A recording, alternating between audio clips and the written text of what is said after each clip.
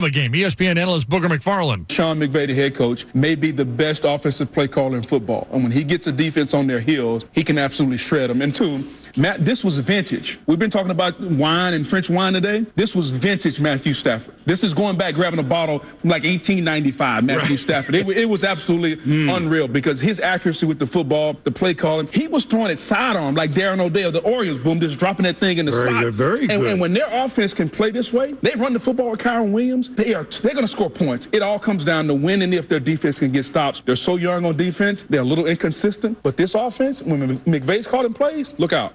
Niners a 38-13 rout of the Bears, who've now lost 7 straight. Buccaneers 28-13 over the Raiders. Tampa Bay with their win and the Falcons lost, now in first place in the division. It doesn't have to be pretty. Obviously, there's a lot of things that I would personally like to have back, but it's a resilient group. We play for each other. Guys step up when other people are down, and that's what football's all about, teaches life lessons. Baker Mayfield and the Bucs, 73% chance to make the postseason. It's Monday, December 9th, birthday of former wrestler Kurt Angle. I'm Jay Reynolds. Back tomorrow with SportsCenter all night on Sportsmanlike is next. It's ESPN Radio. Hey, it's Michelle Smallman, and coming up Monday, after their 4th loss in a row, is it time for the Atlanta Falcons to switch from Kirk Cousins to Michael Penix Jr.? We'll discuss it Monday on Unsportsmanlike, 6 a.m. Eastern, right here on ESPN Radio, ESPN2, and ESPNU. Make a difference for the environment while helping the visually impaired at the same time? Then donate your vehicle to Heritage for the Blind today by calling 1-800-983-6530. Every donated vehicle will either be properly recycled in an eco-friendly manner or given a new life through reuse. Donating your vehicle is easy. Simply call 1-800-983-6530, and Heritage for the Blind will do the rest. They'll even arrange for your vehicle to be picked up at no cost to you. And for a limited time, when you donate your car, you'll receive a $200 restaurant voucher and a 2-night, 3-day hotel stay at one of 50 locations. Call 1-800-983-6530 right now to schedule your vehicle donation and make a positive impact on the environment while helping others. Heritage for the Blind, where every car donation counts and every person makes a difference. Call 1-800-983-6530 now. This advertisement is paid for by Heritage for the Blind.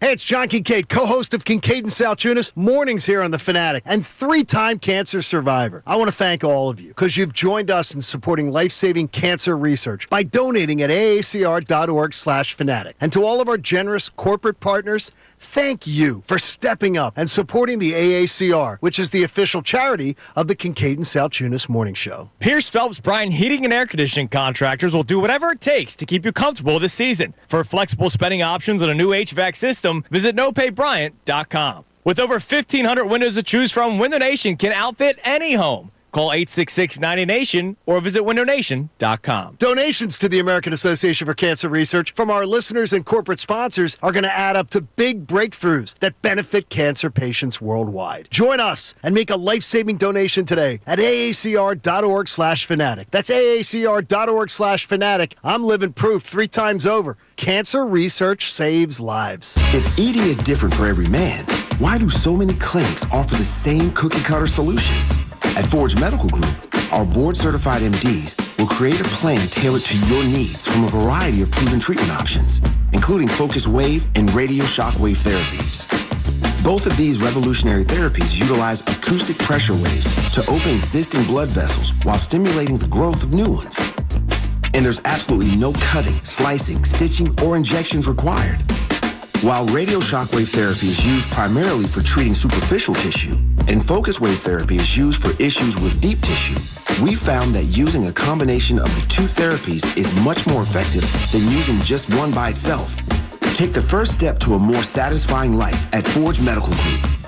Treatments start at just $300 per session, and appointments fill up fast, so call 610-632-8181 now. ForgeMedicalGroup.com.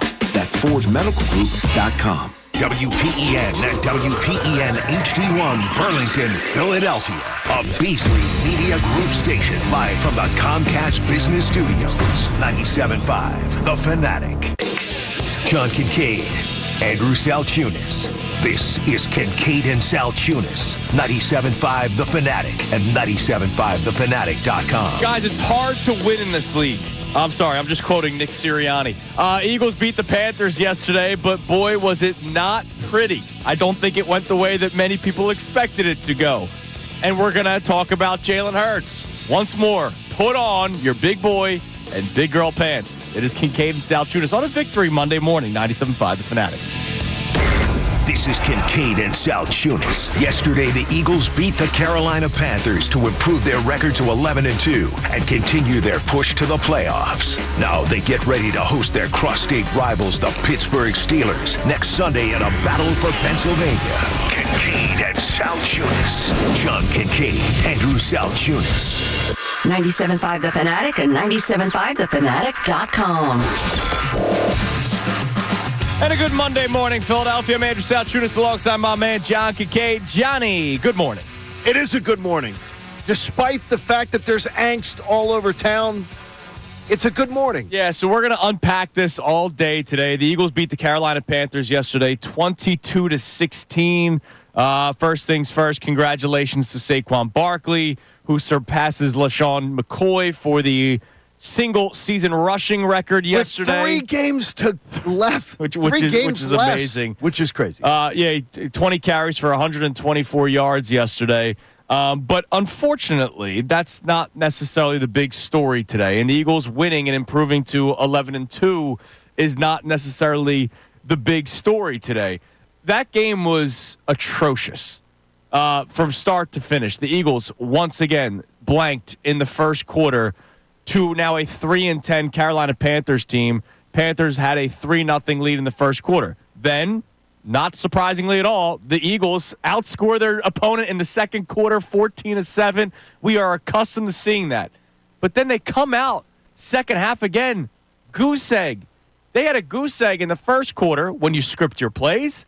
They had a goose egg in the third quarter where you have halftime to make all the adjustments in the world.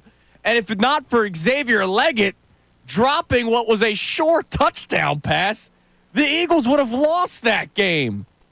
Well, if they could have gotten a big clutch kick. Oh, I'm sorry. Nope. Yeah, that probably wouldn't have happened either. So here's our question today before we continue to unpack this game all day today with you at 610-632-0975. Let's start with discussing the question, John, before we get into the biggest blemish, which was Jalen Hurts yesterday. Our question today, was this a down game against a bad team?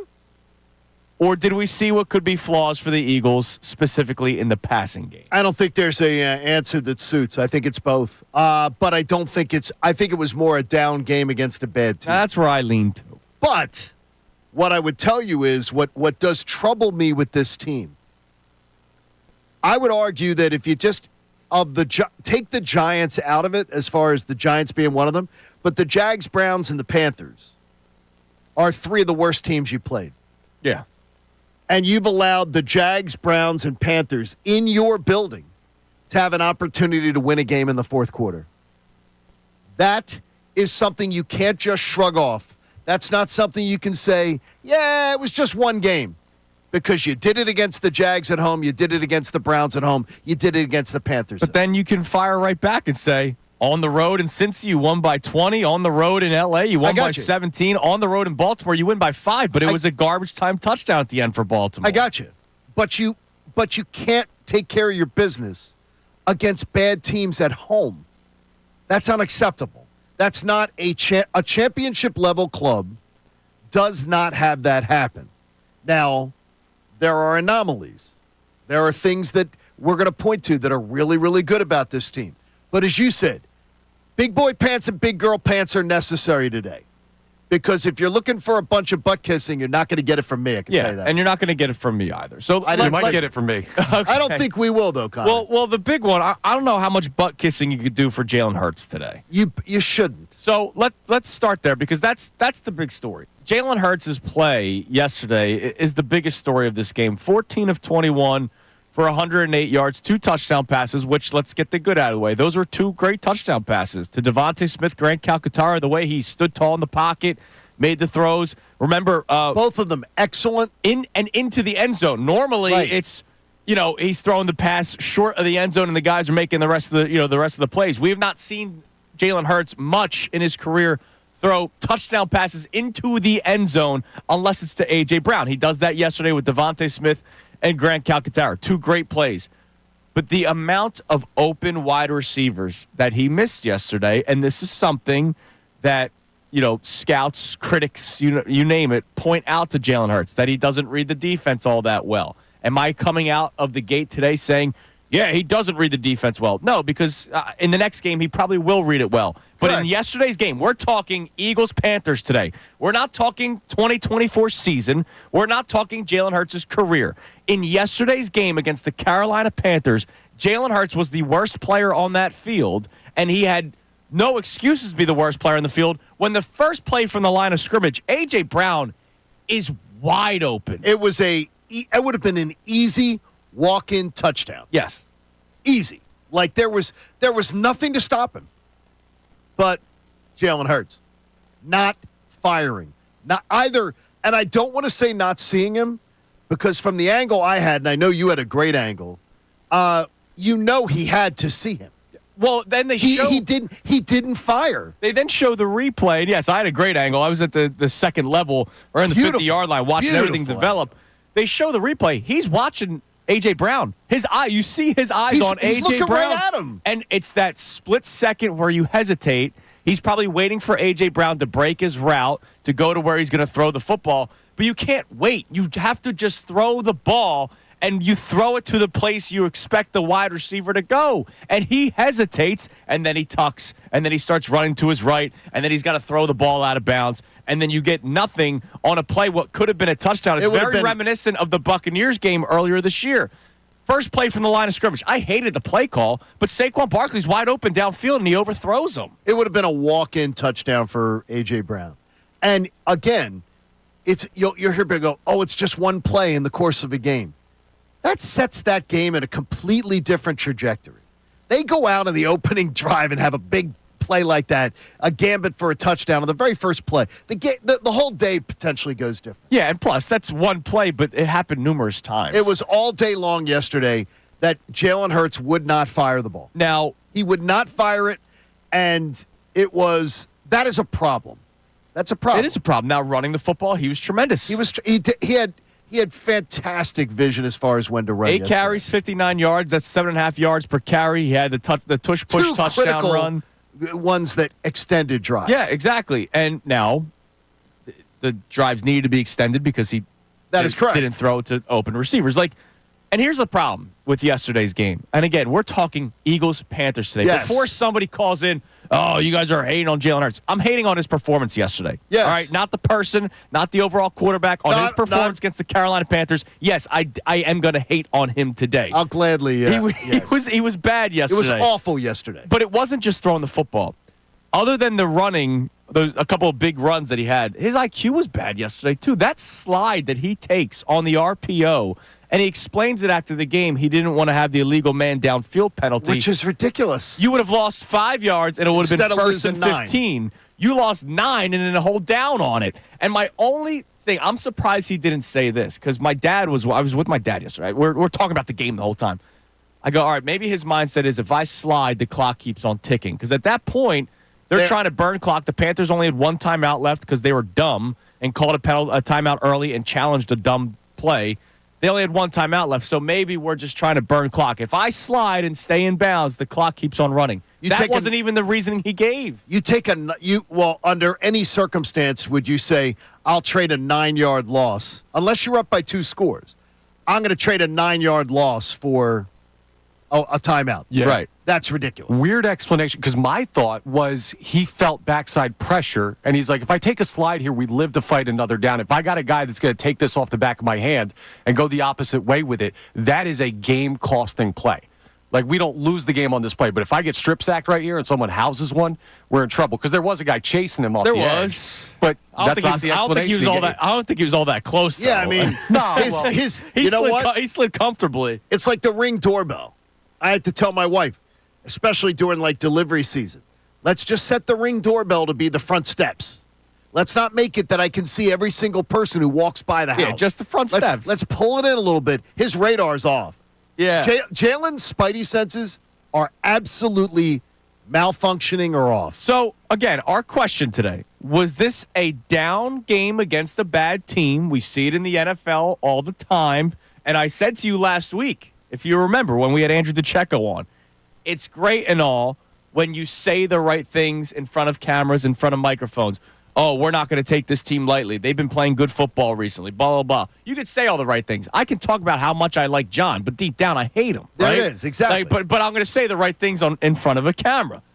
I don't know. Maybe deep down they were like, it's the Panthers. Well, we got this. The one thing is that I don't hate you, by the way. We'll talk about that off air. There is to me, the idea that they took them lightly, BS, absolute BS. No, it was a bad game. The way the defense came out of the gate, and I know at one point you tweeted it. CJ. The way they he was just going to be the center of attention yesterday, no matter what happened, whether it's injury or great plays or whatever it was. But the idea that they came out lightly, BS. That defense came out flying. Yeah, they made a statement earlier on. They were ready to play, and they were flying. And by the way, now we wake up today second in points allowed per game. Yeah. From 30th last year to second. It's unbelievable. And I rode down in the elevator with Vic Fangio after the game. Did you? And I just gave him the glance and gave him a slight smile and a nod, and I got a nod back. That's all. Look, he didn't say a word, and I wasn't about to speak to him. He's a man of few words. He's on the elevator down to after the game. He didn't look extremely pleased, and I'm like, wow, if he's not pleased. Yeah, you can only imagine what was going on in the pleased. locker room. So, Nobody's pleased. Our question, was this a down game against a bad team, or did we see what could be some flaws for the Eagles? And we said specifically to start the show, the passing game, but was there anything that stood out to you? You can climb in at 610-632-0975. But, of course, we're going to start with Jalen Hurts and the passing game. Here's Nick Sirianni after the game yesterday talking about just that. You know, we did the things that we needed to do to win today. We'll look at the tape. It's hard to say off the, just watching it. But, everyone's going to have a part of that when you don't pass it the way you want to. But, again, I'll have to go watch everything. We're definitely capable of playing better and coaching better in the pass game. I mean, you had guys wide open downfield. Like, this is a day where I'm not ripping Kellen Moore. Like, he schemed his guys open. Wide open. Hurts just didn't pull the trigger. So I get it. Nick's saying all the right things. Nick's not going to come out and say, oh, Jalen Hurts was horrible today. So I'm going to tell you he didn't say the right thing. All right, what's that? You watched that game. Connor watched it on TV. We watched it in the building. You telling me you didn't see things that you could comment on after the game? The whole cop-out of, I have to go see the tape, is a bunch of crap. Yeah, but it's a cop-out. But he didn't say the right things. That's the wrong thing. What do you It's okay. What do you want him to say? Jalen sucked? No, you don't have to say it that way. You don't have to go extreme. You can absolutely say there were a bunch of plays to be made on the field yesterday. Today, we didn't make them. Yeah, but do you expect anything else from him? I understand. Always But protecting. that's Captain Cop-Out. That's a joke. You absolutely, after the game, he did not have to watch the tape to go back and see that Jalen did not have his best game. Yeah, but 30 of 32 NFL coaches answer that the exact same way. It's easy for him to say. It would be very easy for him to say, we left a lot out on the field today. And I've heard coaches say stuff like that every week of every year I've ever watched NFL football. It's not easy for him because he's not good on a microphone. I'd rather him have an extra day. And you know what? A reporter then follows up and says, well, what do you think you missed? And he goes, I got to watch the tape. It's going to get back to watching the tape. But just state the obvious that 70,000 people saw. I get it. Look, we all saw it. Your offense is holding your team back. And by the way, and I see people with it, it's like, remember, don't doubt this Eagles team with the first quarter. It's pathetic. Oh, it's bad. That you are less than 1.5 points per game in the first quarter. That's pathetic.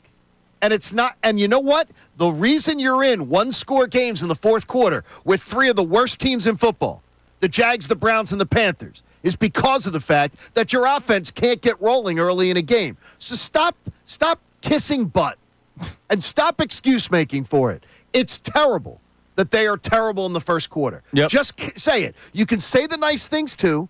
Brag on the defense. Brag on Saquon Barkley. And say all the good things. But if you're telling me it doesn't matter that they can't score in the first quarter, you are just being an ass kisser. That's all you're doing. That's all you're strong doing. words by Johnny Kincade this morning. So Nick Sirianni didn't give an answer that you necessarily liked. A.J. Brown, a little bit more honest. So here's a back and forth that he had in the locker room yesterday. And look, A.J. Brown, we have talked about this a lot this year. He's obviously not having the same production this season, but he's been bought in to the fact that they've been running first. And so yesterday was kind of the first time all season long where we've heard some sort of, I would say, a negative press conference. Now, a negative at his locker microphone. Yeah, and anybody. Now, I'm not singling out A.J. Brown. I'm saying anybody on the field. The only time we've played something where a guy was like upset at his locker was Chauncey Gardner-Johnson, but he was upset with being questioned whether or not the team was good or not. It was following a loss, and he was basically saying everybody's got to calm down. We'll be fine. Here was A.J. Brown, a back and forth with reporters that covered the Eagles talking about yesterday's game. Offense wasn't good enough. What are some things the offense needs to improve on? Passing. AJ, I know everybody wants to get in a rhythm. And Devontae was acknowledging that. Receivers, just like running backs, want to get in a rhythm. How hard is it as a receiver to get into a rhythm when you guys are only throwing the ball like 20 times? Incredibly tough. It seemed like there was a moment on the sideline when you threw your helmet into the bench. What prompted that reaction? 3 and out. As a leader on this offense, what's kind of your approach this week in changing the result in terms of everyone, and not just you, a lot of the players on offense saying that this was just not up to the offensive standard? Putting our head down and just going to work, doing the things we're doing and learning and growing. What are the conversations like with Jalen during a game like this where maybe the passing game isn't everything you want it to be? Not too much conversation, honestly. I don't know. All right, so A.J. Brown, short with a couple of his answers. The first question was, what's something that needs to improve on this offense? And he said, the passing. And he meant passing game. I don't think he meant legitimately Hurts and the ball coming out of his hand.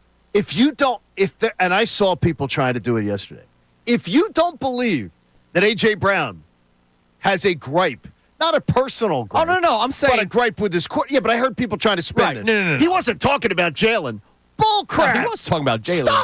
Stop it. Stop being such butt kissers. He absolutely was talking about his quarterback. But guess what? It doesn't mean he hates him. It doesn't mean that they're not good friends. He was absolutely talking about the passing game. If your passing game sucks, that means that your quarterback isn't getting the job done, or your receivers are dropping everything.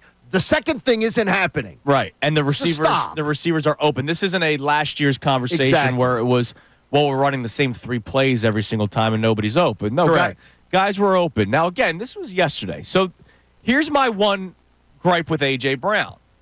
Now, the question's asked, so he has to answer the question. Yes. But the question was asked, how hard is it to get into a rhythm when you're only throwing the ball, 20 times a game? And he says incredibly hard. Well, over the course of this winning streak, Cleveland, only 25 attempts, just 14 against the Giants, 20 against the Bengals, 24 against the Jags, 20 against the Cowboys, 28 against the Commanders. That's the high. Okay. 22 against the Rams, 19 against the Ravens, and just 21 yesterday against the Panthers. So it's not like they've been losing. I mean, they've been on a winning streak where he's averaging about 21 to 22 attempts per game. It doesn't mean that the answer's not right, though. That it's hard to get in a rhythm when you're not getting that much action. Yeah, but and remember, during the stretch, A.J. Brown's actually been in a rhythm. But there's a difference between, but maybe not to him, Andrew. Maybe not to him.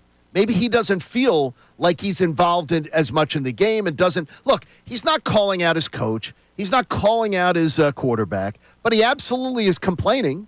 He's absolutely saying that this is hard. It's harder for a wide receiver to not have the action going on in the course of the game. And he did not. They're not getting. They have two Lamborghinis, and they somehow can't get them involved enough in the game. Yeah, that can't happen. I mean, it's terrible. And that's why, again, you have to point out Jalen Hurts' poor play yesterday to start. Yes. I know there are a lot of people that are, hey, a win is a win. And I get that. And that's why our question is, was this a down game against a bad team, or do you believe some flaws were showed yesterday? That's the question that we're asking the audience today. John and I are both leaning toward just down game against a bad team. Down game after 2 huge games. I said it to Connor, I think, the other morning out in the bullpen. I was like, I just got this weird, you're coming home after 2 big road wins. And you got Pittsburgh next week. You do wonder if how they're going to handle it. Yeah.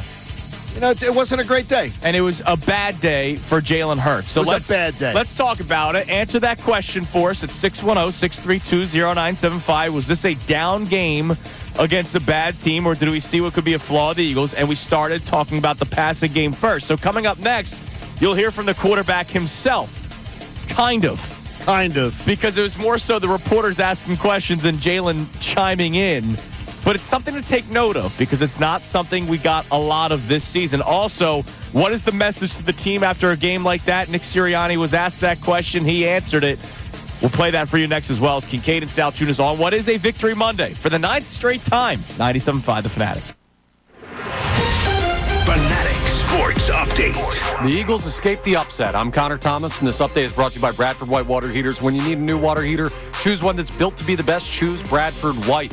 The Eagles locked up their 9th straight victory yesterday, surviving a tight game against the Carolina Panthers. 22-16, the final score, and Bryce Young had a chance to lead his team down the field at the end of the game, but they did not get in the end zone. It wasn't pretty, it wasn't comfortable, but Nick Sirianni still talked about the fight that his guys showed. Even though there were times it was ugly, it's hard to win in this league. That team's been playing a lot better week in, week out. It's the NFL, it's tough, but our guys played hard for 60 minutes, and it showed up on that last play. Saquon Barkley also made history, becoming the Eagles' single-season rushing record holder after his 124-yard effort passing with Sean McCoy. There were conversations in the locker room after the game about a disconnect in the passing game on offense, though, so something to keep an eye on this week. The Sixers took down the Bulls yesterday 108-100. Joel Embiid had 31 in his return to play to lead all scorers. Sixers are off till Friday as the NBA Cup continues. The Flyers fell to the Utah Hockey Club 4-2 yesterday. They'll be back on the ice tomorrow night in Columbus. And the Juan Soto sweepstakes are over. He signed a 15-year, $765 million deal with the New York Mets. We'll talk to Andrew DiCecco coming up at 8:10. This update's also brought to you by Indeed.com. You don't need a job site, you need a hiring platform. Indeed lets you schedule and conduct virtual interviews all from one place. Start at Indeed.com/credit. I'm Connor Thomas for the home of the 76ers and Flyers, 97.5 The Fanatic and 97.5thefanatic.com. Philadelphia 76.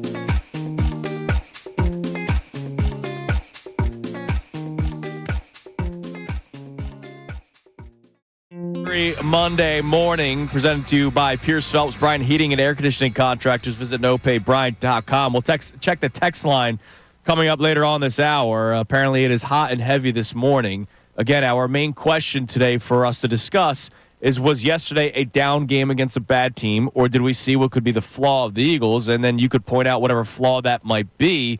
And, of course, the first thing we're talking about this morning is Jalen Hurts in the passing game. Now, again, let me make it clear. I feel like we're going to have to do this 1,000 times, John, before somebody attacks us. Because we have some hypersensitive people in the market? We're talking about yesterday's game. When we talk about Jalen Hurts being bad, we're talking about Jalen Hurts on December the 8th of 2024. We're not saying that Jalen Hurts is a bad quarterback overall. However, if Jalen Hurts plays like that yesterday again, maybe in a playoff team against a better team not named the Carolina Panthers, then they're probably going to lose that game and get eliminated. Now, he didn't do that against Baltimore.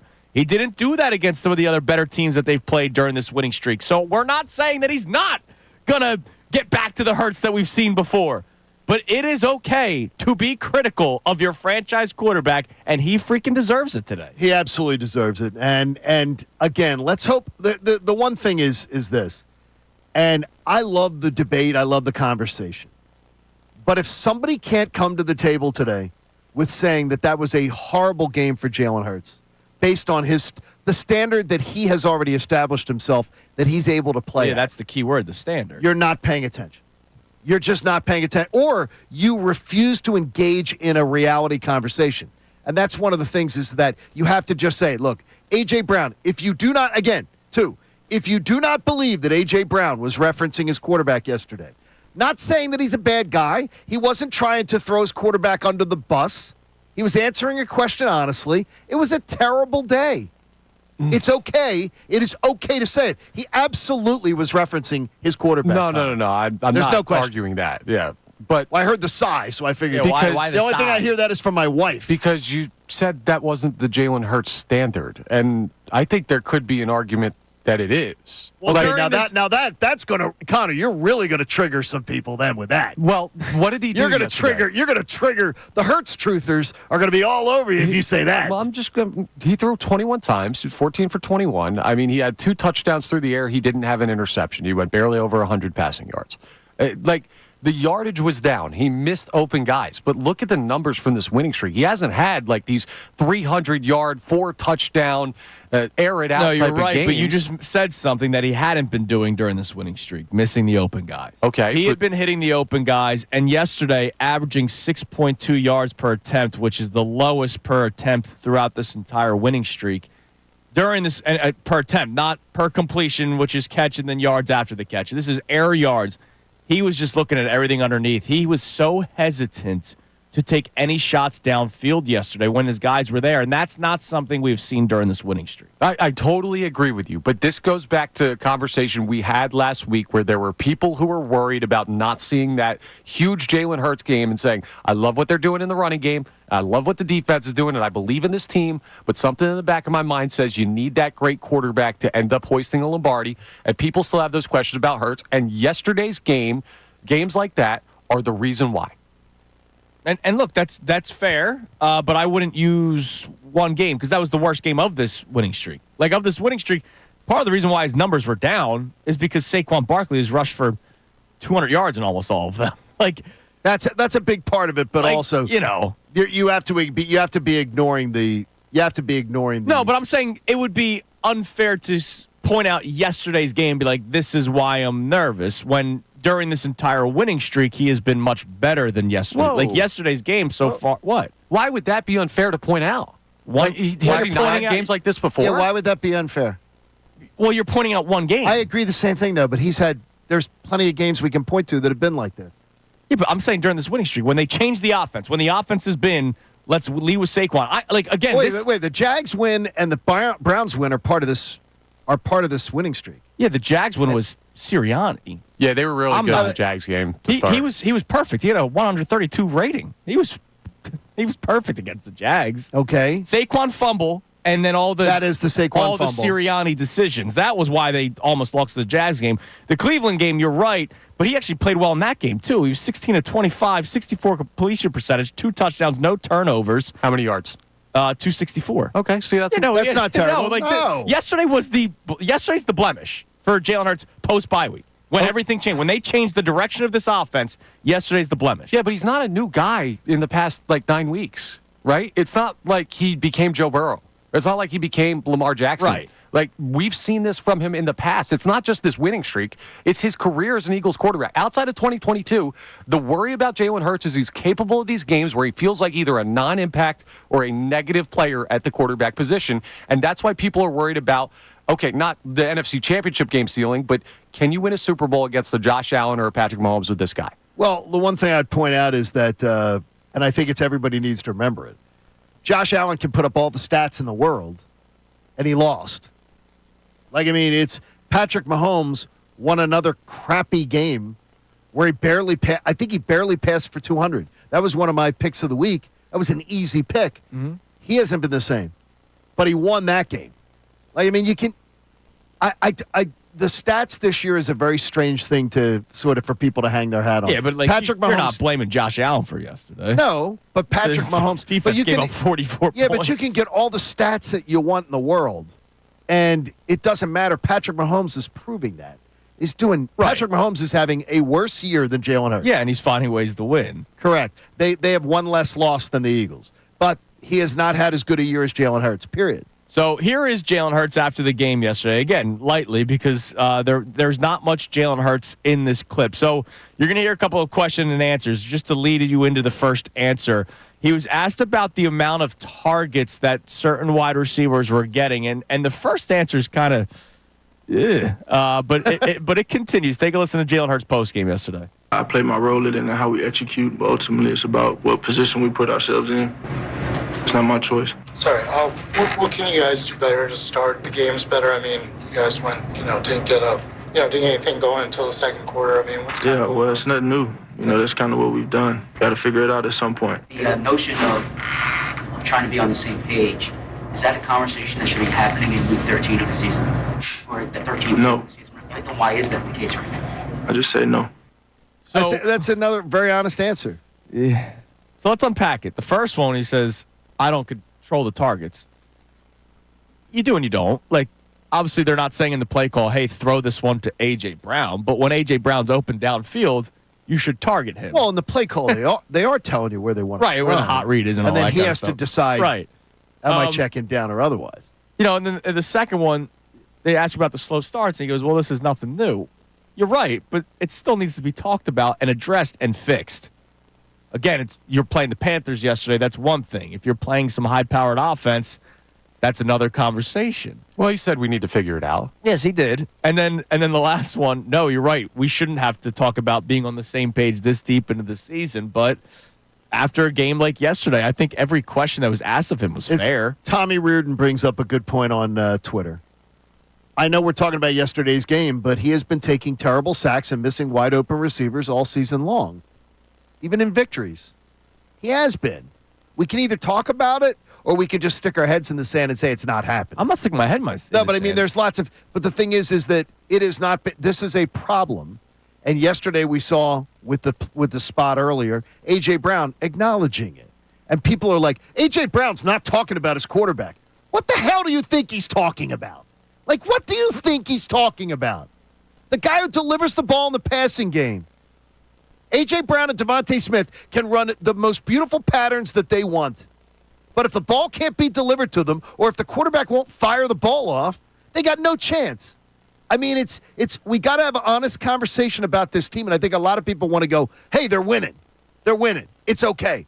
No, it's not okay. No, it's not. He had a bad game yesterday. It's not. Yesterday was a bad day. I can't all of a sudden go to this has been like Jalen's been a problem all season long when we just gave him his flowers the last couple of weeks. No, now, a lot of it's been the Saquon show. But when Jalen has had the time to throw, how many times have we celebrated the lack of turnover-worthy plays? No and he's question. playing the game manager role well. You got it. But you're not telling me that in those games, too, there weren't these missed wide receivers? Yesterday was egregious. Yesterday was egregious. There had been. But the thing is Jalen is also cutting down on the turnovers, I think, has caused this to happen. The not absolutely. I don't think he wants to. I don't think he has the confidence right now to just let it rip. Well, again, he won't let it rip. That first play was wide open, and he was looking at him. It wasn't AJ wasn't open. It was he's looking right at him. Once you hesitate, it's in done. The NFL one time, it's done, and he's smart enough to probably realize that. So he goes, "Oh, I hesitated. I can't pull the trigger right now." The problem is you got to get out of hesitating, and I think what you just said. Trying to limit the turnovers may be the reason why. I wonder if he goes, how is he this wide open? Where's the safety at? And once you look and once you hesitate, you put yourself in a bad spot. And herein lies the problem with the game manager argument because some people see this as the reason it's a dirty word. Well, again, depending on how you use game manager. And again, game manager to me is making the right throws, which he normally does. Yesterday, he did not. And that's why you have to call him out for having a bad game yesterday. All right, coming up next, we'll check the text line because I know it is buzzing today. Also, the biggest moment in the game yesterday, we'll play you the play itself, and I will tell you why I've been saying something to you all season long. It's Kincade Salciunas on a Victory Monday, 97.5 The Fanatic. Eagles head coach Nick Sirianni on their win over Carolina.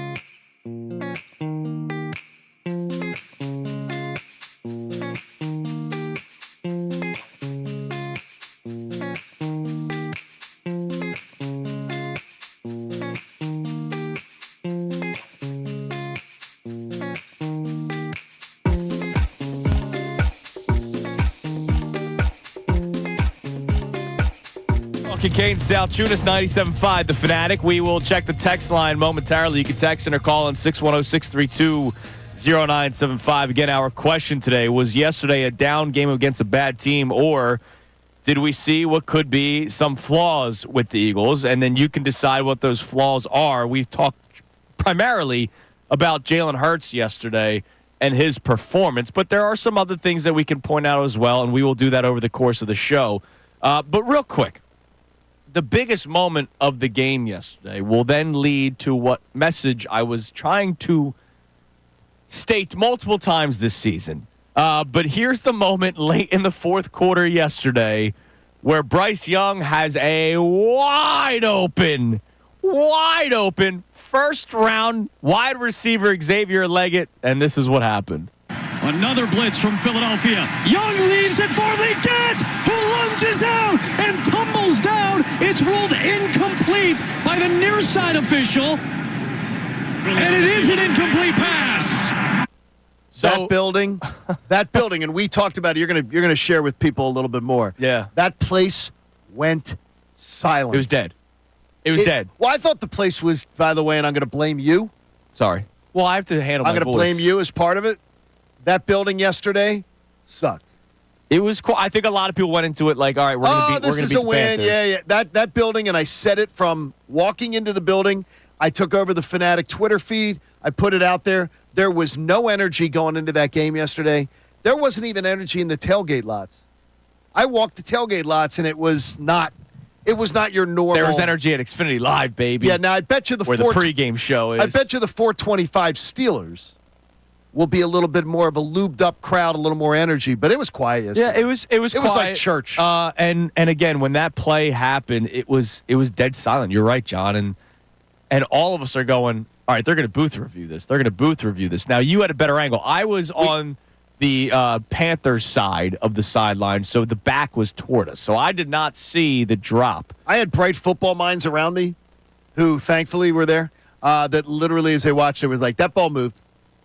And I'm like, okay, because I thought it looked like he trapped the ball. Yeah. To me, I thought it looked like a trap. And I didn't realize how close that was to a catch. I'm surprised. TV was backside, so you couldn't see it. Yeah, so I'm surprised they didn't do – because it was under 2 minutes, so the officials review it. But obviously they got people in New York nowadays, so they maybe they immediately saw it. I was just stunned that it didn't get reviewed. And their sideline wasn't like thinking – I don't know, Leggett didn't sell it. No. I think that's the thing, is that kid has to pop up and pretend like he did it. Like he did it and sell it. He didn't sell it. So that immediately, I think, tells officials, too, that they don't feel that they that it was Cat. Well, and the big thing, now this is deep football guy talk here. All right, here we I'm go. going to surprise you all. Here we go. It's great that it didn't get reviewed because then they didn't have that fake timeout to call a play. Well, he rolled into the thing. It would have been a touchdown. No, right? no. He's saying. I'm okay. saying because once it's incomplete, if they go to the booth review, the Panthers have a chance to huddle up to try to come up with a play. Okay, I got you. That doesn't happen. All of a sudden, it's 3rd and 4. Then they get the incomplete pass. Then they get a penalty. Then they turn over on downs, and the game's over. But here's the message that I've been trying to. I didn't even think of that, by the way. See that's very good on your part. Football guy knowledge. Good job. This is a message I've been trying to push all season long. They are one Saquon Barkley drop away from having 12 wins.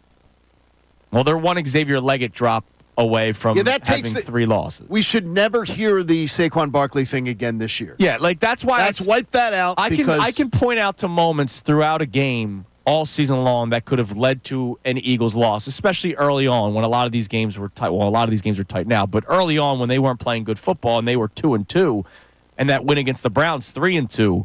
I can point out if this thing goes this way, the Eagles lose that game. So yesterday, when Xavier Leggett drops that pass, we completely wipe away the Saquon Barkley conversation. Yeah, that has to be gone. And another thing, too, is that in this whole, not euphoria, but I guess angst about yesterday, I will continually go back to it. And I saw Connor's eyes earlier, and I told Connor the other day, if I was a middle linebacker and I was reading his eyes, I can tell where Connor's going just looking at him. And when I said it before, I'll say it again. The Eagles rolled into L.A. and literally shut down the Rams. Yeah. Is anybody today going to say the Buffalo Bills aren't a Super Bowl contender? They got smoked yesterday. Absolutely torched up and down the field yesterday. That defense did, yeah. Their defense is not ready for prime time, and it's been a few games where they've shown they're not. Well, that's why Josh Allen's the MVP. But is anybody going to – by the way, he won it yesterday. Yeah. Is anybody going to look at that Buffalo team today, though, and say they're not a Super Bowl contender? So everything in the Eagles' prism today needs to be looked at in that. They have the second best record in the NFL. Yeah. To the Chiefs and the Lions.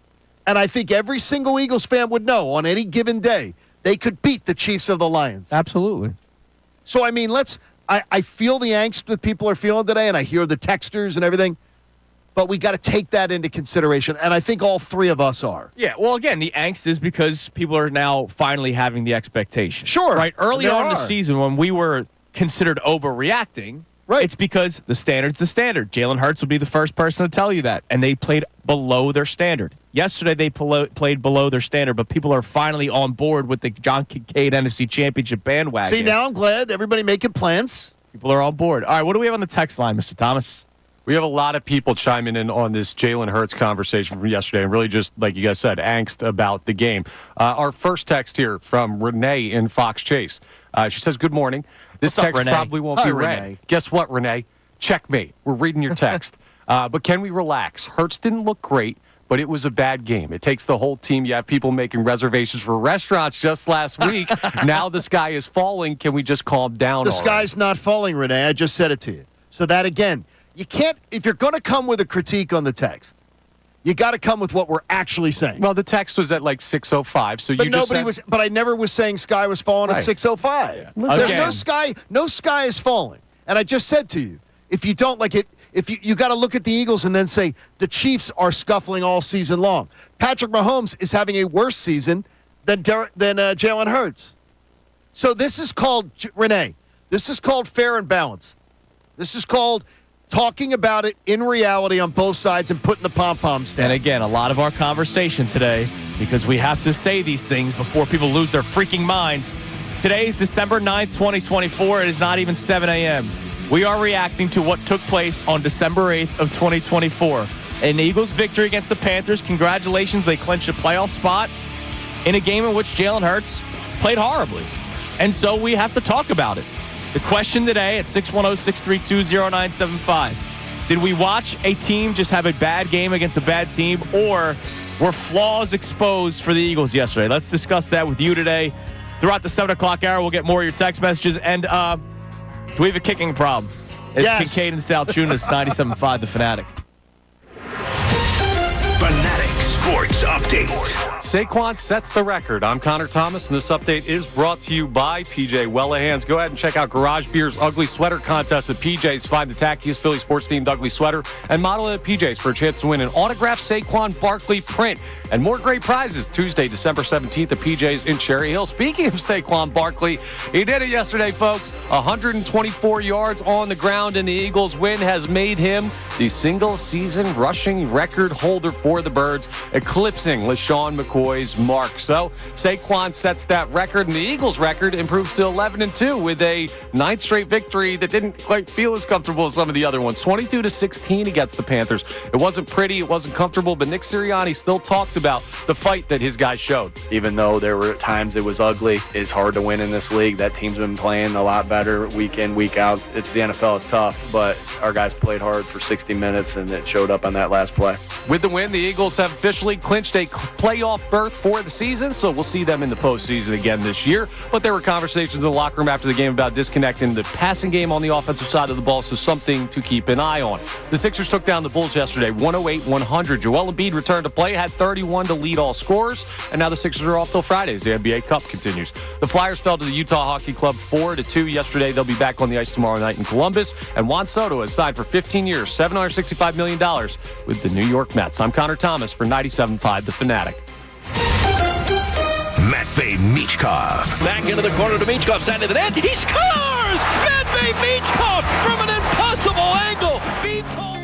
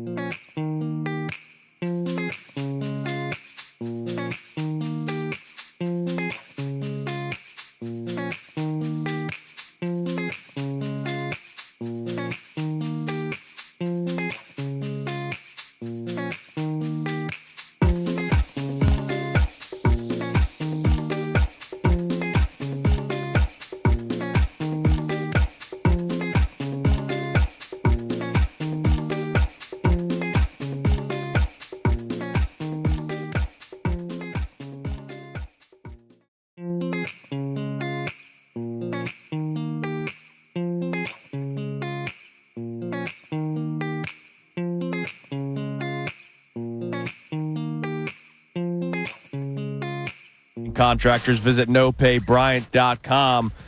Coming up this segment, do we have a kicking problem? It's one thing for us to say it. It's another thing for the head coach to pretty much admit that. We'll get into that coming up later on. Actions speak louder than words. Yeah. Especially when you and I were both in the building yesterday, and we can both attest to what Nick Sirianni was saying and disagree with it. So we'll get into that coming up later on this segment. But again, our main topic today, was this a down game against a bad team, or did we see what could be a flaw of the Eagles? Now, we have focused primarily on the quarterback because he had his worst game of the season yesterday, but there were some other things yesterday as well. Bryce Young had a lot of time. There were a couple of pressures, but he had a lot of time in the pocket, it seemed. A young quarterback. Remember, my big prediction last week was that they would have like a touchdown on defense. And I thought when Chauncey Gardner-Johnson picked it off, I thought he was going to go. I was like, oh, here we go. This was it. They didn't get to Bryce Young all that much. Now, to his credit, Bryce Young played a decent game yesterday. No, he played a very decent He's a quick little guy. Yeah. Now, here's the concern. It's not that I'm going to all of a sudden say, see, the pass rush has sucked. I've always been saying it. Well, now that you lost Brandon Graham for the season, and you're relying on, Charles Harris, Nolan Smith, Jalen Hurts, who actually made some big plays yesterday. But your depth, you're starting to look around and you're going, uh-oh. Right. And if quarterbacks have time, whether it's Patrick Mahomes or Bryce Young, they're going to make plays.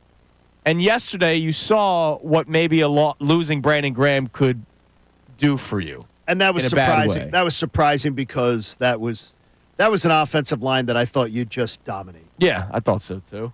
You didn't. And I don't know what it was. They had one sack, right? Zach Bond early. And Zach Bond clubbed them to the ground. Yeah. I mean, that was the only sack, I think, from yesterday. Zach Bond took him out. And then I think he also took out, at one point, he did take out C.J. G.J. Yeah, and so did McCollum. Yes. C.J. G.J. got hit twice, friendly fire. It was Zach Bond once, Christian McCollum the other time. Place yesterday. He was. There's one thing. I love Chauncey Gardner-Johnson, his attitude. I am not. This is not me complaining at all. Okay. This is if we were sitting down together, I'd be like, yo, dude, you can't talk all that smack and then give up a touchdown the very next play. No, you can't. Because it was that red zone touchdown pass from Bryce Young. It was right after he was barking on the sideline. It got to a point where there was a little bit of a skirmish. And then the next play, you give up the touchdown pass? Dude, he almost killed the guy. He got basically 2 concussions. He had a pick. He gave up a touchdown. I'm very proud of him for yesterday. He had he did more in that game than some defensive backs do all year. He was honestly, he was flying all around. And that's where anybody who tries to come with they just overlooked the Panthers. Oh, no, he didn't do that. It was a trap game. Bull pucky. Yeah. The defense was flying. And what did the offense do? They didn't control the ball when they had their opportunity. They tired the defense out, which ended up costing them later in that game. Yeah. Because, once again, for some reason, I don't know what it is, let's not use Saquon Barkley in the beginning of games. It's so dumb, it's mind-bogglingly dumb. Yeah, and you mentioned the defense may have been tired. They were tired. The defense didn't play horribly yesterday. Time of possession was ridiculously lopsided as we entered the fourth quarter. I'm like, you've just let the Carolina come in there and control the ball on you all day long. Yeah, Carolina 33 minutes, 33 seconds to 26 minutes, 27 seconds. Yeah, but that was later that ended up swatting. That long drive where Jalen took the weird slide on the RPO. Like that, they killed about 5 or 6 minutes of clock on that drive. Yeah, that was a huge drive. And then they didn't get points on that drive. Yep. They ended up having to punt. So we'll get to the calls and texts in a second. Let's talk about this. They ended up choosing to punt. You're right. Thank you for using the correct words. There's a big difference. So big difference. We may have a kicking problem. May? Jake Elliott has had a subpar season. He is 18 of 24. You're kind. He is missing anything that seems to be 45 and beyond. He's 0 for 5 from 50. Oh, wow. 0 for 5 from 50. I mean, you're being kind. Yeah, no, he's having a bad year. You're being kind. He's having a bad year. A tremendously subpar year. And we have now reached the point where Nick Sirianni has not been afraid to just take the points. Remember, early on, he wanted to be aggressive. And I gave Elliott the excuse early on in the season of, you haven't used them all game. Now all of a sudden you're going to use them in the fourth quarter because you realize that your aggressive decisions have bit you in the rear end. But still, you're paying a guy a lot of money to make these kicks. And that was another bad day for Jake Elliott. And he's missing extra points. Yeah, that's another problem. This is a problem for a guy, and I understand the adoration for what he did with the 61-yarder against the Giants. Yep. For what he did with that clutch kick in the Super Bowl after the turnover. We love Jake Elliott. But yesterday, your coach, with an opportunity, up 6, to attempt a 52-yarder at home, to put a game away, to win a game. Yeah. Wasn't willing to kick it. Again, they were up 6. So it would have been 9. Jake Elliott the game's kicks the over. field goal. It's a 2-score game. They The have Panthers one only have timeout. one timeout. It's over. It's ball game. But he would not do it. So it tells you what he thinks. Here's what happened. Remember, it was fourth. It was from the 36-yard line. It would have been a 52-yarder, as you mentioned. And I see the Eagles' offense get sent back out there, and I'm like, oh my gosh, they're not really going to go for it. And then I saw right away the hard count, and I was like, all right, so they're just going to try to draw them off sides or take the penalty. Or I thought they were going to call a timeout to try to let's try to get 5 yards. You knew they can't call a timeout. I know, because they're only they up had 6. to keep the timeouts. So they don't call a timeout. They take the 5-yard penalty, and you're like, oh my God, they're sending out Braden Mann. Even a 57-yarder we've seen Jake Elliott make. But obviously, when he take the penalty, they had a plan in place, and that was to punt. 52 yards. You would, if Nick Sirianni, first of all, tries to spin this windy day in the ballpark. Well, let's hear from him. Here's Nick come on. Sirianni after the game. This was the very first question and answer was about the decision to send out the punt team and not to kick a field goal. Yeah, wind was a little bit more than people think there. You know, we hit those 2 backed-up punts last week against Baltimore, and we did a great job of putting them backed up. Almost got a safety. Bryce Young got out of there. I thought Bryce Young did some good things. He ended up getting out of there, but it was more about the wind being a little bit more than I think that was understood. I would rather... Go ahead. What the hell's he talking about? It was not a windy. I'm watching it was not a windy day. That was not considered a windy day. The little orange flags on the top of the goalpost. They were limp. They needed Dr. Avidan Appel, man. Yeah, for a lot of the day, I was thinking, Dr. Avidan Appel could help.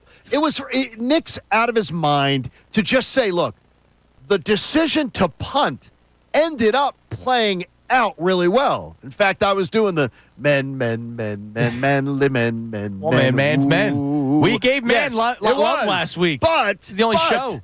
Don't act like that was your strategy. Yeah. You don't go to you can't trust your kicker to win you a game with a 52-yarder. You have a kicking problem, and if they won't admit it, then they're just saying, we're going to play with this ticking time bomb and let it go. The guy is horribly cooked this year. Yeah. So what would you do? You got to bring in somebody. I don't think you can. Well, then you're just not kicking field goals. I also don't think you can do that. You have to ride with Jake Elliott. But here's the thing, right? How many kickers have the resume right now in the NFL that Jake Elliott has? There's not many. He's hit big kicks before, and he's not in a good spot right now, and I'm not defending his performance, and I'm not saying, oh, he's going to be fine. But what, you're going to bring in a nobody off the street as opposed to a guy who's hit game-winning kicks in a Super Bowl for you? Who was Jake Elliott before? Jake was a nobody. He was the nobody. A complete nobody when he got brought in. Hang on. He was a rookie on a practice squad in Cincinnati. They wanted to keep him because they believed in him, and the Eagles got him before he ever played a game in the NFL. Yeah, they wanted to park him. They didn't think he was good enough to play on their team. They don't park kickers. No, some teams do park kickers. Good ones. No, I mean, they've parked kickers. He was a guy that they didn't think was good enough to be their kicker, and they parked him on a practice squad thinking somebody's not going to take him. Look, Jake Elliott, it's great. That was 2017 when they did that. Okay. That's 8 seasons ago, Yeah. 7 seasons ago. I get it. I don't care about the resume today. I'm trying to win in 2024. You don't today, but on January, what's the date of the NFC Championship game? January 26th. You're going to care about the resume. Yeah, but if your coach doesn't believe in him in a game against the Carolina Panthers, he didn't believe he's not in going to him. believe in him in a game against the Detroit Lions. It might be a different strategy if you're not playing the Carolina Panthers. Part of this is, hey, I don't feel like this team could drive down and beat us, even though it's a tight game.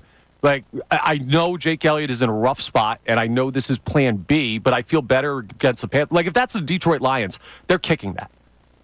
They're kicking that, and they're trying to end that game. Yeah. And that's the thing. Maybe but he didn't have the guts to do it against a terrible team. Well, he didn't need to. Maybe he felt. I do think part of it was lack of faith in the kicker. But I do think part of that argument is... I think that's number one. Number one is lack of faith in the kicker. So, I mean, you don't believe in your kicker. That's the story. We don't need to go deep into the weeds. He doesn't believe in his kicker, and he's made that clear. Well, we do need to go deep into the weeds because he's not going anywhere. They're not going to bring in somebody else. He's got a dead cap hit of $15 million. Oh, my gosh. And then, but the thing is, Connor, you can't say bring a nobody off the street when... He legitimately was a nobody off the street. He was not. And there he was. John Parker Romo, who had a great 4 games with the Vikings, their kicker got back from being hurt, so they had to release him, which is basically what... Remember the Dicker the kicker? Yes. Dicker the kicker was in for Elliott. Elliott gets hurt. When Elliott got hurt, Elliott comes back healthy. They have to release him because they're not going to keep 2 then kickers. Then he goes to the Chargers. And he's been tremendous. So, yeah, there's somebody available. Well, John Parker Romo. He's 11 of 12. He's 4 of 5 from 40+, 1 of 1 from 50+. He didn't miss anything underneath. You should know better because you just brought up in a Super Bowl contention season that you're going to let the hopes of this season rest on a guy with the last name Romo? Oh, yeah, that is a little bit of a problem. Happening. I will just tell you is that... all sweet feelings aside for Jake Elliott. Love Jake Elliott. Jake Elliott's loved, and he'll be beloved in this town forever. You're trying to win a Super Bowl in 2024. Jake Elliott is a problem. He is a problem. He is not, and it's not like, hey, come on, it's a bad season. Yeah. And he's missing extra points. And guess what? It gets harder to kick in December and January. It doesn't get easier unless you're playing in a dome where it's going to be perfect conditions, which could be an NFC championship. I know, by the way, Bowl. if you look in Baltimore, they're saying the same things about Justin Tucker at this point. Look, at some point, it's great what guys have done on their resume, but if it's holding up the works, and it is, and your coach doesn't have the belief, they could have put that game away. Yeah, but you have no way out. So we have to explore other options for fixing this. But there is a kicker who was having a better season than him? So you're going to eat $15 million? Well, I mean, that's the problem. Yeah, I know. That's what I'm saying the problem is. Well, then you're going to lose. No, you're not. No, come on. We can't just say you're going to lose. You can't say you're going to lose because of Jake Elliott, but there could be a situation in which you lose a game because of Jake Elliott. And there is, more importantly, if you have to make decisions to stay away from using a player, you're going to lose because of that at some point. That is going to be you've got something, well, we can't use him. We can't trust him.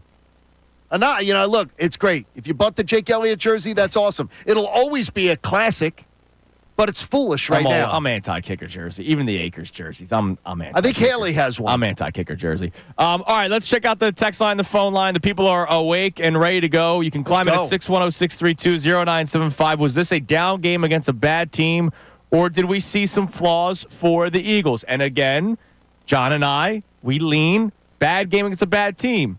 But it's okay to be critical of certain players like Jalen Hurts. This doesn't determine to me whether they're going to beat the Steelers or anything. Right. Let's go to Ali in Boston. What's up, Ali?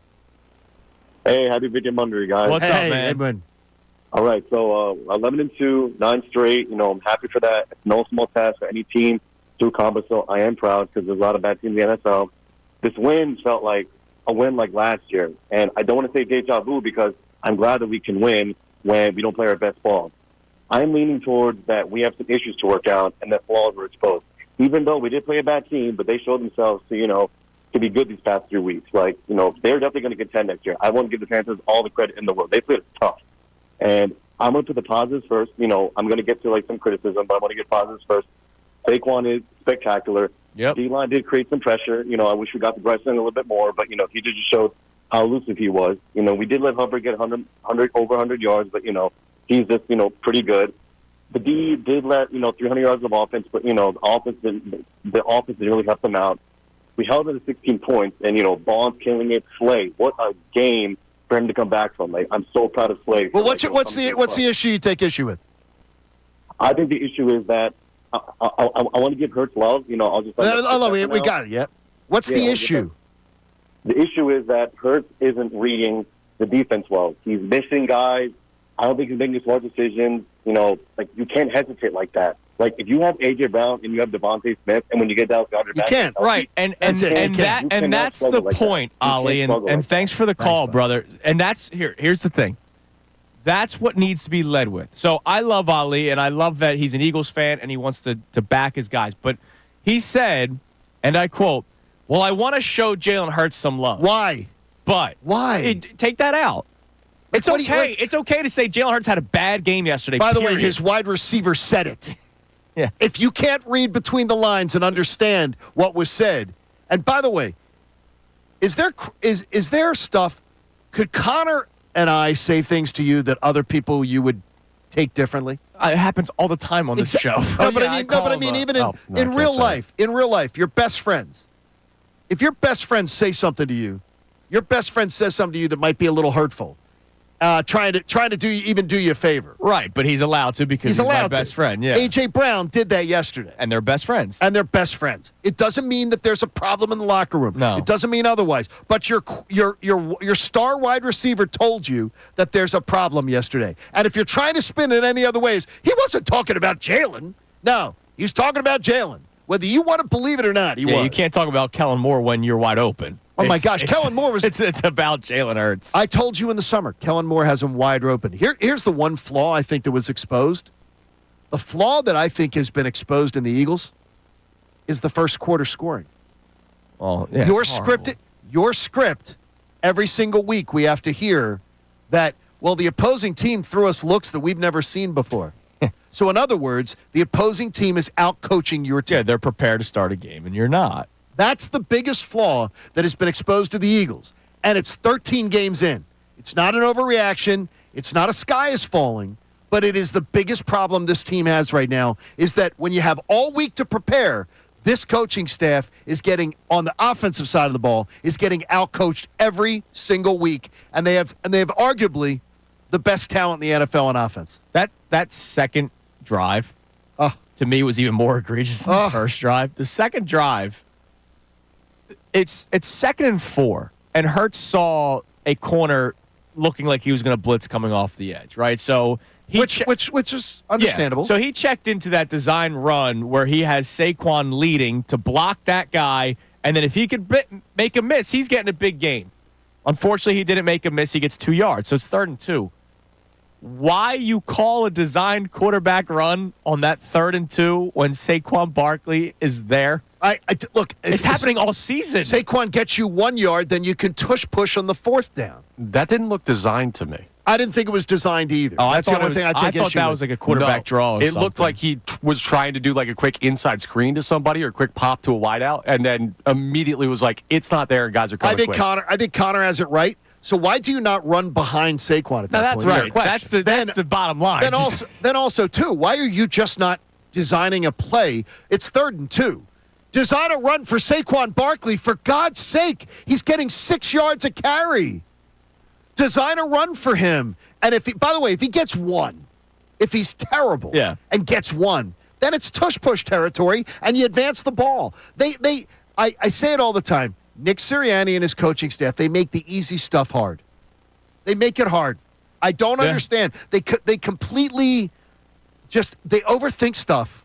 They overthink it. And how many times did we hear from people, Mike Kay, who joined us last week. I saw him yesterday. Our man Andrew DiCecco, who joins us every single Friday for an hour, will be joining us coming up at 8:10 today to give his reaction. Everybody said the same thing. If you're not running the football against this Panthers team just to start, you're doing something wrong. I remember Mike Kay straight up said, they're doing it wrong. And they did it again. They did it again. They came out cute. I have no idea why. I don't get it. I really don't. You're just trying to, you're out thinking the room. Yeah. And then they run the ball in the second half, and it works. So just try to do that for 4 quarters. I wanted it 1st and 10 all day yesterday. Didn't get it. All right, so coming up next, we're going to play a game. Sports radio host versus coach speak. Wow. Which one is more logical? Well, can neither be an answer. We're going to play 2 clips for you from Nick Sirianni. One about the message to the team. The other about how hard it is to win in this league. Here we go.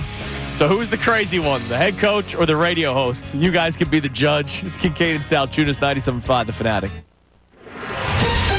Fanatic Sports Update. The Eagles clinch a playoff berth. I'm Connor Thomas. This update's brought to you by Penny.com. It's open enrollment. Don't get health insurance from your job. We'll get the lowest costs on high-quality health coverage now through Penny, PA's health insurance marketplace. Enroll by December 15th at Penny.com.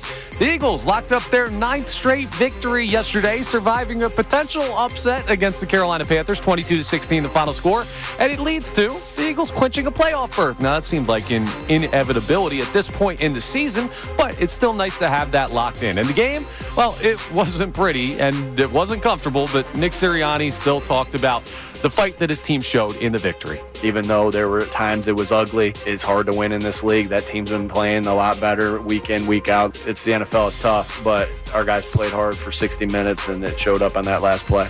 But should it be this hard to win? That's definitely a conversation to be had. And there's also a conversation to be had about the passing game, because some of the comments from A.J. Brown and Jalen Hurts after the game, well, there are some disconnects there. But Saquon Barkley, no disconnect with him.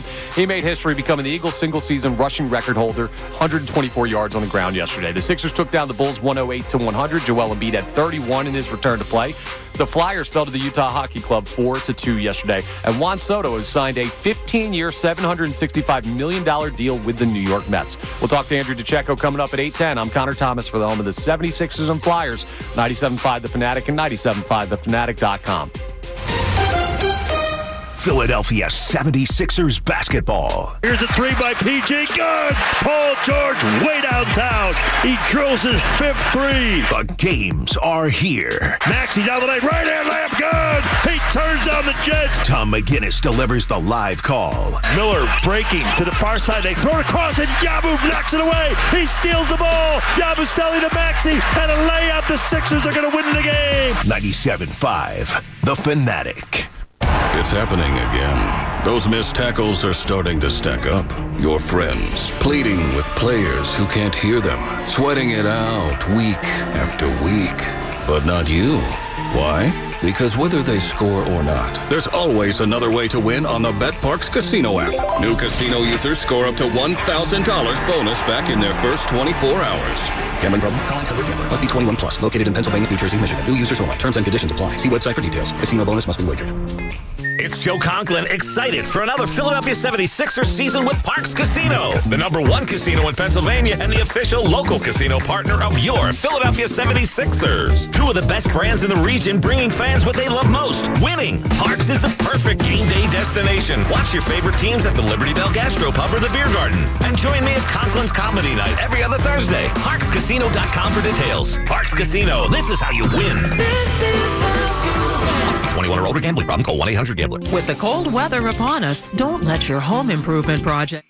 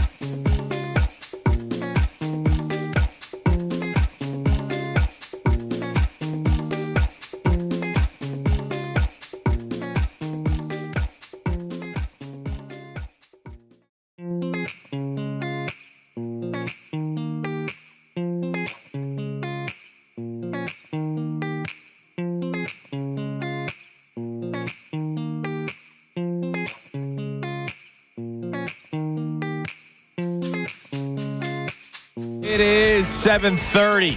On Brendan Gunn's birthday. That's right. Happy birthday, B. Gunn. And shout out to John Kincade for spoiling the team to some breakfast. Well, it's for Brendan Gunn's birthday, baby. And we even made him go get it on his birthday. Yeah, which is on his birthday. That's sort of wrong. That's sort of wrong, but I got a free meal out of it. But after his Villanova Temple crap, I feel that that's good. Yeah, he earns it. we got that one out. He earns it. So happy birthday, Be Gunn. good. And you had a good day on Friday, Johnny. Had a very good day. Dr. Mendelson, big shout out to Dr. Mendelson. Had a follow-up doctor's appointment on something that went on around my chemo that I was a little concerned about. Met Dr. Mendelson. He's the best. Just if you have to have your heart checked for anything, Dr. Mendelson is the best, and he is a big listener to the station. Oh, I love that. A big fan of our show and the Mike Missanelli show. Shout out to you, Dr. Mendelson. He has been a Mike Missanelli follower for years, loves Mike, and is loving that Mike is back. So, but here's the best part about Dr. Mendelson. A New Yorker who came to go to college here at Penn, who is a converted Philly fan across the board now. Dropped his allegiances to all New York teams that he grew up with. So he's not going to be a Mets fan now that Juan Soto's there for 15 years? He was a Yankee fan. Oh, okay. He was a Yankee fan, and he completely has changed his allegiance. And his kid, his son, is a complete Philly fan. That's good parenting. That's Shout good out to you, parenting, Dr. Mendelson. And thank you for the good news on Friday. Love that. Love that. I'm glad. Thank you for texting me when you did. That was good. And I knew we could just enjoy the weekend. Yes, that's good stuff. All right, so this is a game where there are no winners. Sports radio host versus coach speak. Well, you were saying like one part was going to sound smarter than the other. I don't think so. It's just who doesn't sound as dumb. Okay, that's a good way to put it. So we're going to play you two clips, and then we will react to both of them. Again, Nick Sirianni always tries to find the way to say the right things. We say things all the time, and because we talk 4 hours a day, 5 days a week, sometimes more, depending on if you work weekends, like Connor and I do during the pregame show, you say things where you might be off base. So we'll start with the message to the team. That's cut 4, Connor. We missed it earlier. Here's Nick Sirianni. He was asked about your favorite question, what the message to the team is after a win like that yesterday where nobody necessarily played all that great against a bad Panthers team. Enjoy the victory. Don't be a prisoner of your expectations and enjoy it. But we got a lot to clean up. There's no doubt about that. And so enjoy it for the night. I can enjoy it for a couple hours because I'll go home and I'll start watching it and looking at that. Those guys can enjoy it for a little bit longer because we got to get back to work tomorrow. And one thing I said to him is like, remember how it feels when you lose. And I think I might have said this to the coaches. And how much it hurts when you lose and how down you are when you lose. You got to enjoy a victory no matter what the expectation was. My expectation was just going to be a hard game because this is a team that keeps getting better with the Carolina Panthers, and so enjoy it and put your head down and work. And then what I said to the guys is everybody has the will to win, and we all want to win, but are we all willing to do the things that winning requires? And I think that this team does. And that's just my way of saying to them, hey, it's going to be about the work again next week going to play the Pittsburgh Steelers. That was the prototype of coach speak, that entire answer. I'm going to tell you, though, I didn't hate it. No, I didn't either. But I don't hate the overall message of the idea that what really hit home with me is how bad does it feel when you leave the office and you lost? Right. Like, to me, I think that's a good message to leave his team with. And I also think he pointed out that there's enough stuff that's got to be worked on. Yeah. So I didn't mind the coach speak as much there. He did catch himself because he did the old don't beat yourself up on how you played, no matter what your expectations were. And he goes, but I thought that Panthers team's good. Like, he caught himself. Oh, he did. He caught himself. They all know the line's 13.5, and if they don't know what the line is per se, they know that they are heavy favorites in a game like that yesterday. And so Nick Sirianni kind of caught himself going, yeah, no matter what your expectations were going to that game, and I expected the Panthers to play tough because they've been playing good football. And by the way, it has been one of the, if you would say, kryptonites to Nick Sirianni in his tenure. 3 different games, like double-digit favorites at home, where he's either lost the game or ended up escaping like he did yesterday. Yeah, our man Bill Colarulo pointed out those games during Bill was pointed out during the pregame show. So we need to crowdsource to move the lines tighter. Yeah, So we can't have people betting $3.1 million on the Eagles. Well, I did go to Temple, so maybe we can get some people to work on that. we got some connections there. Work on that. Here's one more clip for you. Nick Sirianni again. This is the bingo card of coach speak. Ugly win, but we played hard, and there's no easy game in the NFL. Even though there were times it was ugly, it's hard to win in this league. That team's been playing a lot better week in, week out. A lot of respect for Coach Canales and the job that he's done. But our guys played their butts off for 60 minutes. That's what it's the NFL. It's tough, but our guys played hard for 60 minutes, and it showed up on that last play. Here's something we overlooked last week, and I'm embarrassed that Nerd Boy did not pick up on this. What's that? Dave Canales was part of the staff down in Tampa Bay. And Tampa Bay has been Jalen Hurts' kryptonite.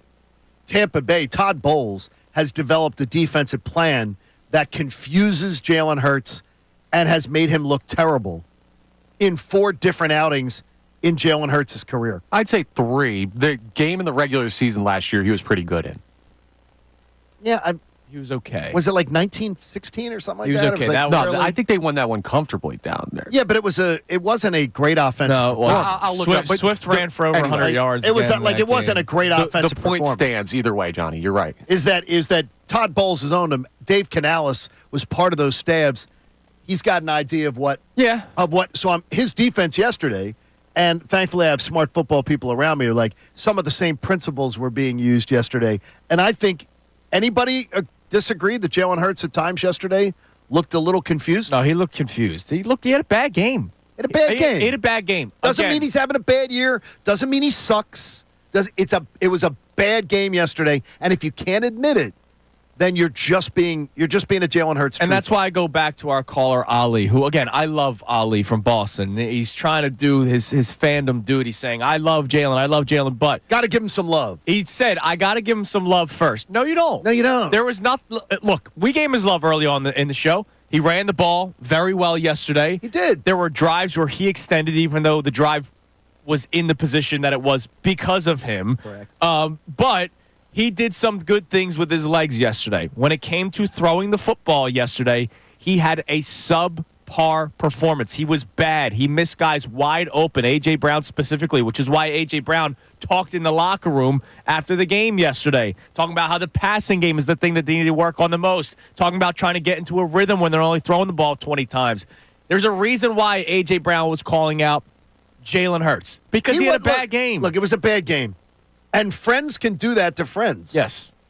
So if you don't, and again, I still have people here, even on my timeline. He's not calling out Hurts. If he was calling out Hurts, he would have said it. What do you think he's calling out? What are you doing here? It was a bad game. It's okay to say Jalen Hurts had a bad game because, as Andrew just did responsibly, you pointed out the things that Jalen Hurts did well yesterday. Yes. But he had a bad game. He was hesitant. He was nervous to throw the football yesterday. That's unacceptable. Yeah. That can't happen. And now it's trying to find the balance of, all right, I don't want to play hero ball because that's what led to all the turnovers, but I also have to pull the trigger when the time comes. And hopefully this was just a blemish. Hopefully, because, again, during this winning streak, he hasn't been throwing for gaudy numbers, but when a guy's been open, he's thrown it to him. When he has the best plan of attack, he's utilized it. Yesterday, he didn't do that. AC says to me here on Twitter, the idea that he goes, you're talking about that Nick Sirianni showed he doesn't believe in his kicker, Jake Elliott. Yes. Do you think these offensive game plans tell you that he believes in his quarterback? I think they just say they know they can run the football and dominate. Yeah, I think teams. that's what I don't it think is. it's doubt in Hurts. No, look at the offensive line. I don't think it's doubt in Hurts. I think it's what they do well. And I think if they need to throw the football, they will call his number. But here's the thing: they don't need. They haven't had to. But they're going to at some point. Yeah, at some point. But I'm not going to just do it against. You even said it during the pregame show. You didn't want them to do anything different yesterday. Just to do it, you mean? But now we have 2 problems, right? Coming into this game, we had 1. What's going on with the slow starts? But guess what? We don't want them to be a pass-first team. We want them to start and establish the run with Saquon Barkley and then pass the ball. So now we have 2 problems. Why are you starting slow and not getting the ball to Saquon? And then when you go to the passing game, are you looking at a guy in Jalen Hurts that looks hesitant against a Carolina Panthers team that's not that good? Again, hesitant yesterday. I'm not going to say that he's been hesitant during this winning streak. But again, it was a a Todd Bowles disciple. Right. Maybe that's part of it. And what do teams do? They copycat and they find tape. What do we have on the text line, Connor? You can text the show, call the show, 610-632-0975. Was this a down game against a bad team, or were some flaws exposed of the Eagles? All right, we have a check-in from Uncle Lowell here who says, elite running game, elite defense, elite wide receivers, elite O-line. But passing and kicking game is a huge problem for the Eagles right now. Hurts has always been a one-read quarterback. Well, that's not totally true. Not totally true, but not totally false. I'll say either. this. He's not a... If he was a one-read quarterback, he would have thrown it to A.J. Brown. It was wide open. It was wide open. Because he was looking at him. Instead, he then checked it down to Jahan Dotson. So if he's a one-read quarterback, then why would he check it down to Jahan Dotson? Maybe he's not making the correct reads. Or he's just hesitant. And the thing is, with the A.J. Brown, if he doesn't make the throw when he did, they would have converged. But he was wide open. A.J. would have walked in for a touchdown. He would have walked in. And that's why when Jalen Hurts says, I don't believe in momentum, I think that's baloney. Because if he converts that pass with A.J. Brown, the whole building explodes. And I'm expecting him to throw. Right. All right, coming up next, we'll get to more of your text messages, but also, because it's been almost 2 hours of pointing out the bad from yesterday's game, let's celebrate what Saquon Barkley was able to accomplish yesterday and what he can still accomplish. I love the tweet you posted yesterday, Johnny. There's still more to come. Numbers are there for Saquon Barkley in 2024. It is Kincade and Salciunas on this Victory Monday, 97.5 The Fanatic. Eagles head coach Nick Sirianni on their win over Carolina.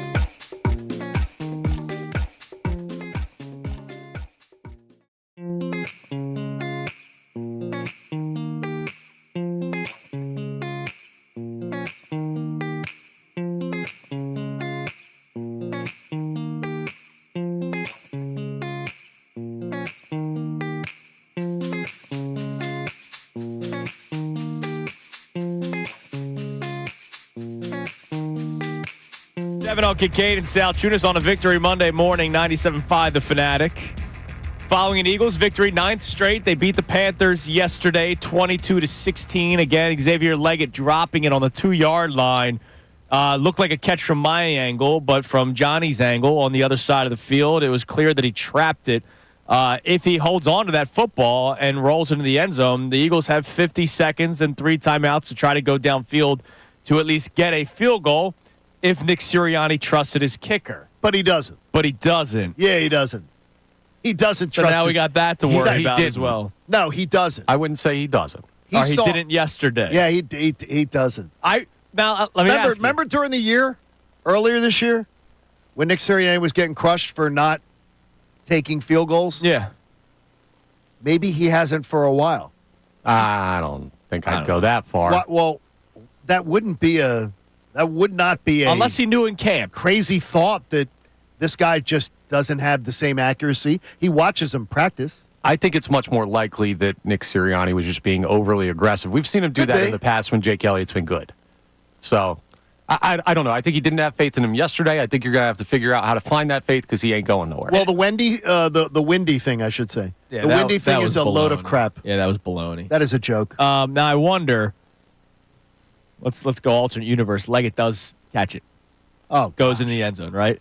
Then you have to kick a field goal to potentially win the game. Does he do it, or does he go for the end zone? Obviously, if there's 2 seconds left on the clock and you have no timeouts left, you're going to kick the field goal. But well, you're going to attempt the field goal. But the way you play it, are you playing it to try to get to the end zone, or are you playing it just to get into field goal range? After earlier in the game, not kicking a field goal in a clear field goal situation.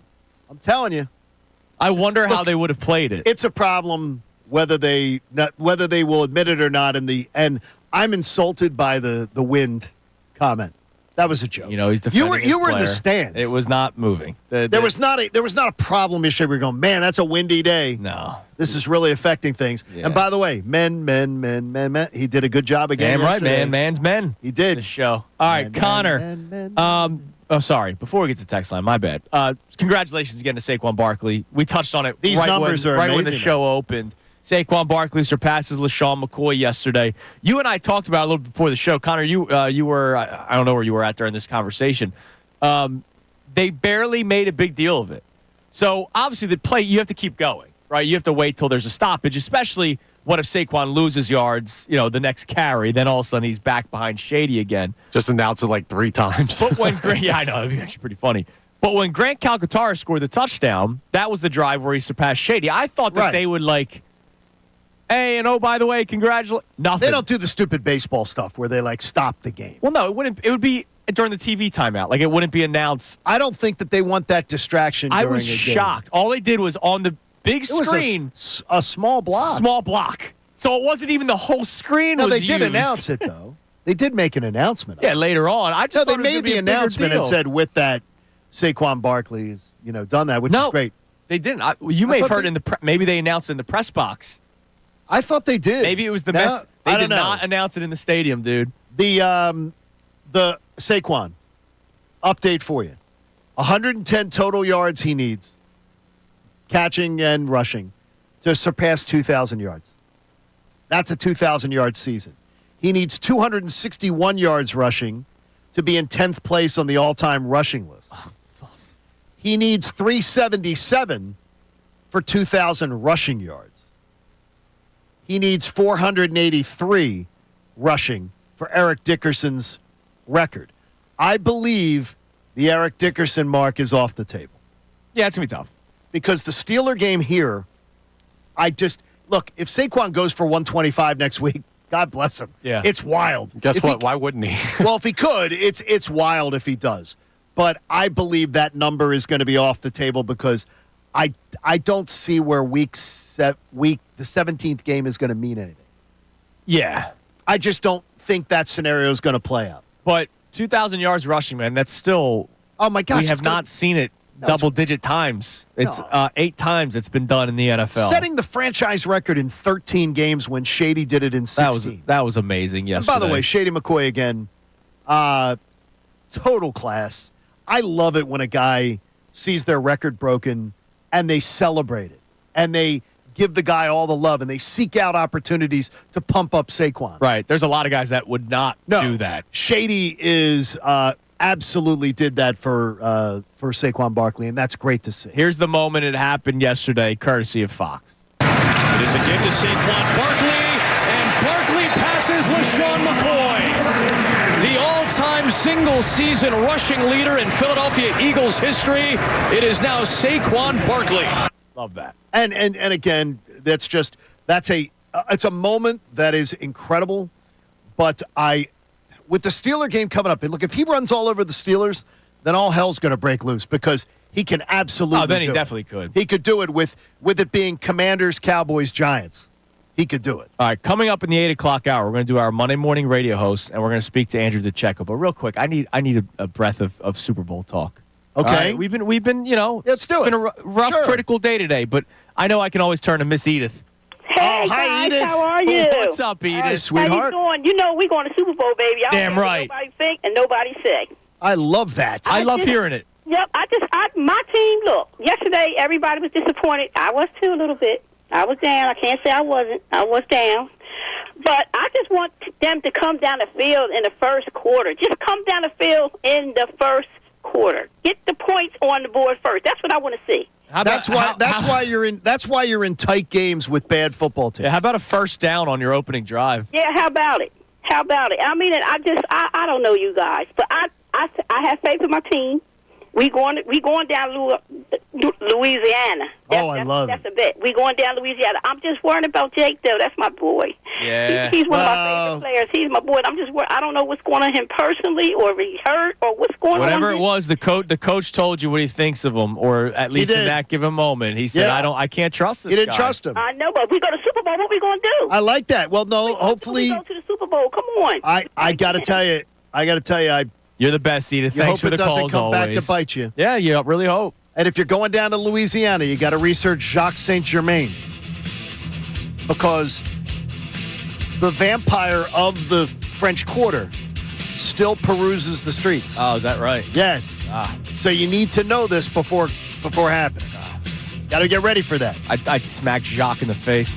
All right, coming up next, we have the Monday morning radio host, our expertise of breaking down press conferences. You speak loosely, right? So we'll hear from Nick Sirianni, and we will react to some of the things that he said during his post-game presser. And then our man, Andrew DiCecco, will be joining us coming up at 8:10 to give his thoughts on yesterday's Eagles win, a dicey one, an ugly one that shouldn't have been the way that it was against the Carolina Panthers. It's Kincade and Salciunas here on 97.5 The Fanatic. Fanatic Sports Update. 9 straight for the Birds. I'm Connor Thomas, and this update is brought to you by Wawa Holiday Gift Cards. In addition to Wawa gift cards, Wawa also sells Amazon, Apple, Uber, Visa gift cards, and more. Available in festive holiday designs, too. Everyone loves a Wawa gift card. And everyone loves the Eagles on a 9-game winning streak. They took home their 9th straight victory yesterday, surviving a tight game against the Panthers, 22-16 the final. And Carolina nearly came back and won it on their final drive. It wasn't pretty. It wasn't an easy win, but Nick Sirianni still talked about the fight that his team showed yesterday. Even though there were times it was ugly, it's hard to win in this league. That team's been playing a lot better week in, week out. It's the NFL, it's tough, but our guys played hard for 60 minutes, and it showed up on that last play. There might be a little bit of coach speak there from Sirianni, but at the end of the day, the Eagles did end up clinching a playoff berth as well, so they are locked into the postseason. Saquon Barkley made some history, becoming the Eagles' single-season rushing record holder, after his 124-yard effort on the ground. There were conversations about the passing attack, though, in the locker room after. Sounds like there may be some disconnect there. A lot of stuff to take out of this game. The Sixers took down the Bulls yesterday, 108-100. Joel Embiid had 31 in his return to play to lead all scorers. Sixers are off till Friday. The Flyers fell to the Utah Hockey Club 4-2 yesterday. They'll be back on the ice tomorrow night in Columbus. And Juan Soto has signed a 15-year, $765 million contract with the New York Mets. We'll talk to Andrew DiCecco coming up next. I'm Connor Thomas for the home of the 76ers and Flyers, 97.5 The Fanatic. Matvei Michkov. Back into the corner to Michkov, side of the net. He scores! Matvei Michkov from an impossible angle. Beats Hallmark. The games are here. Connecting in front to Michkov. He scores! His second overtime.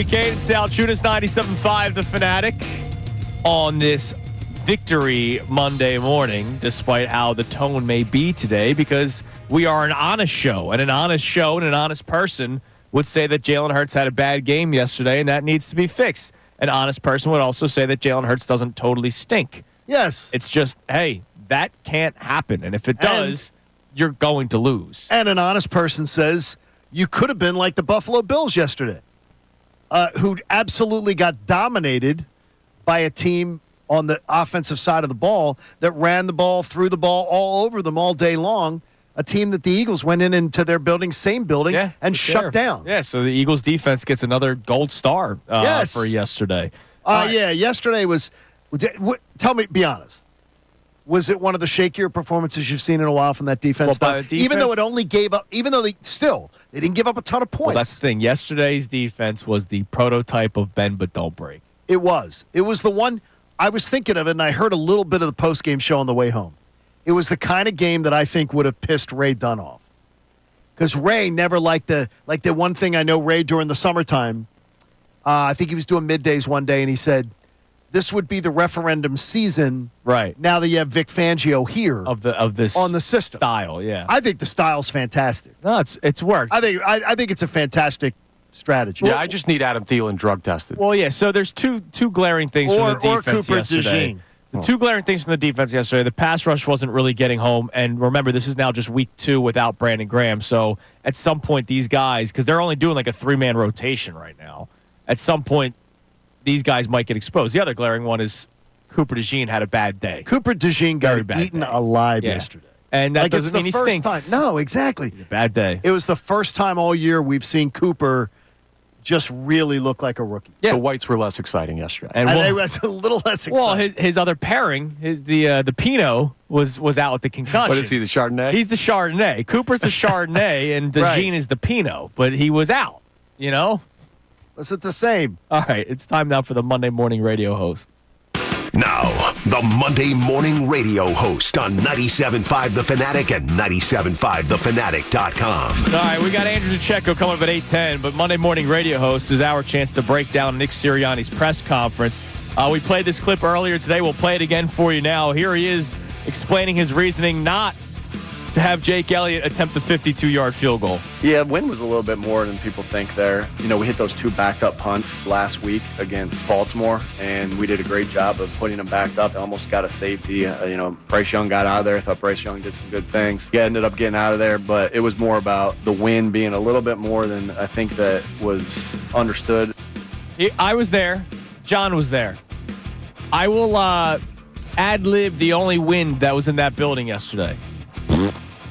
That was the only wind. That was about it. Somebody breaking wind. There was no wind. Yeah, they brought it up on the broadcast and everything, so people watching at home probably understood that a little bit. Well, then more. we're explaining people that were there and not doing whatever broadcast they were doing. Those little orange flags that are on the goalpost, they were not. It was not a. They weren't moving. That was not a windy day in the stadium. I've seen windier days in that one. You've seen 100 windy days that were worse than yesterday. The passing game obviously was an issue yesterday. Here was Sirianni talking about it. You know, we did the things that we needed to do to win today. We'll look at the tape. It's hard to say off the, just watching it. But, everyone's going to have a part of that when you don't pass it the way you want to. But, again, I'll have to go watch everything. We're definitely capable of playing better and coaching better in the pass game. Yeah. All right, that's good honesty, right? But it's got to be better. You don't need to check the tape. It's got to be better. Just leave it at that. All right, we mentioned Cooper DeJean. Wow, how about that? Right before this segment started, here's Nick Sirianni talking about Cooper DeJean, who had a tough day yesterday against Adam Thielen. Man, a lot of respect for Adam Thielen. Respect how he got into the league. Respect how he made a way for himself. Respect how he turned into one of the better receivers in the NFL. I'm a big fan of his and how he plays this game. And so, yeah, I think what he'll be able to take from that is the craftiness of him, because he finds ways to get open. And so, a lot of experience to not quite as much experience. But you get an opportunity to learn from everybody you play against. And that's our job, to make sure that we get better, win, lose, or draw. every time we step onto the field and after every time we play and get better from it. And Coop's been doing a really good job of that, no matter who he's been going against. But a lot of respect to Adam Thielen and the career that he's put together in the game that he played today. Perfect answer. Yeah, perfect answer. That was a coach. That sounds like coach speak, but it was perfect answer. Nobody's concerned about Cooper DeJean being a bust because of one bad day. No. A crafty veteran. And remember, he wasn't the primary look on most of those patterns. So it was the check down by Bryce Young to go to him, and he was cooking him all day long. Thielen's had a decent career. He's had a really decent career. I wouldn't speak as highly as Sirianni did. Oh, he's been better than decent. But he's been better. In Minnesota, was he an All-Pro? He went to a Pro Bowl. I'm almost two Pro Bowls and a second team I think All-Pro. I think Thielen is a really good career. No, he's had not a good, anymore. He's had a good. Well, last year he had over 1,000 yards receiving. Now he had no one else to throw to. I know. Yeah, but that's still the case right now. If anything, that gives you even more credit because that means defenses are trying to lock you down. He's had a good career. He has. I was not expecting the performance he had yesterday. Never would have. How about that? Here's Nick Sirianni talking about Jalen Hurts instead of the passing game. How about him utilizing his legs? He's just a good all-around player. We talked about, we didn't play to our standard in the pass game, but he's able to make plays in different ways. And that's a huge asset that he has as a quarterback. And so, man, that was a huge third down and I think 8 that he ran and got us a huge gain. It was around midfield, got us a huge gain. It was the last play of the third quarter. And what a big-time play that was to help set up a scoring drive right there. Again, just think, I said what I said about him last week with, deserves to be in the MVP conversation, and I stand by that. He's done really good things, but like I said, as a whole, coaching and playing as a whole, everybody, it wasn't just quite good enough in the pass game, but you got to give the Carolina Panthers credit for that. I'll ask you guys the question. Does Jalen Hurts deserve to be in the MVP conversation? No. Nope. Not even. That'd be ridiculous. Yeah. Does he? Is he a bum? No, that's I mean, not the case either. we just got to find the middle ground, and people are doing that. Yeah. I think today's been a good day for the people. I think it has. Everybody. I think it has. And across the board.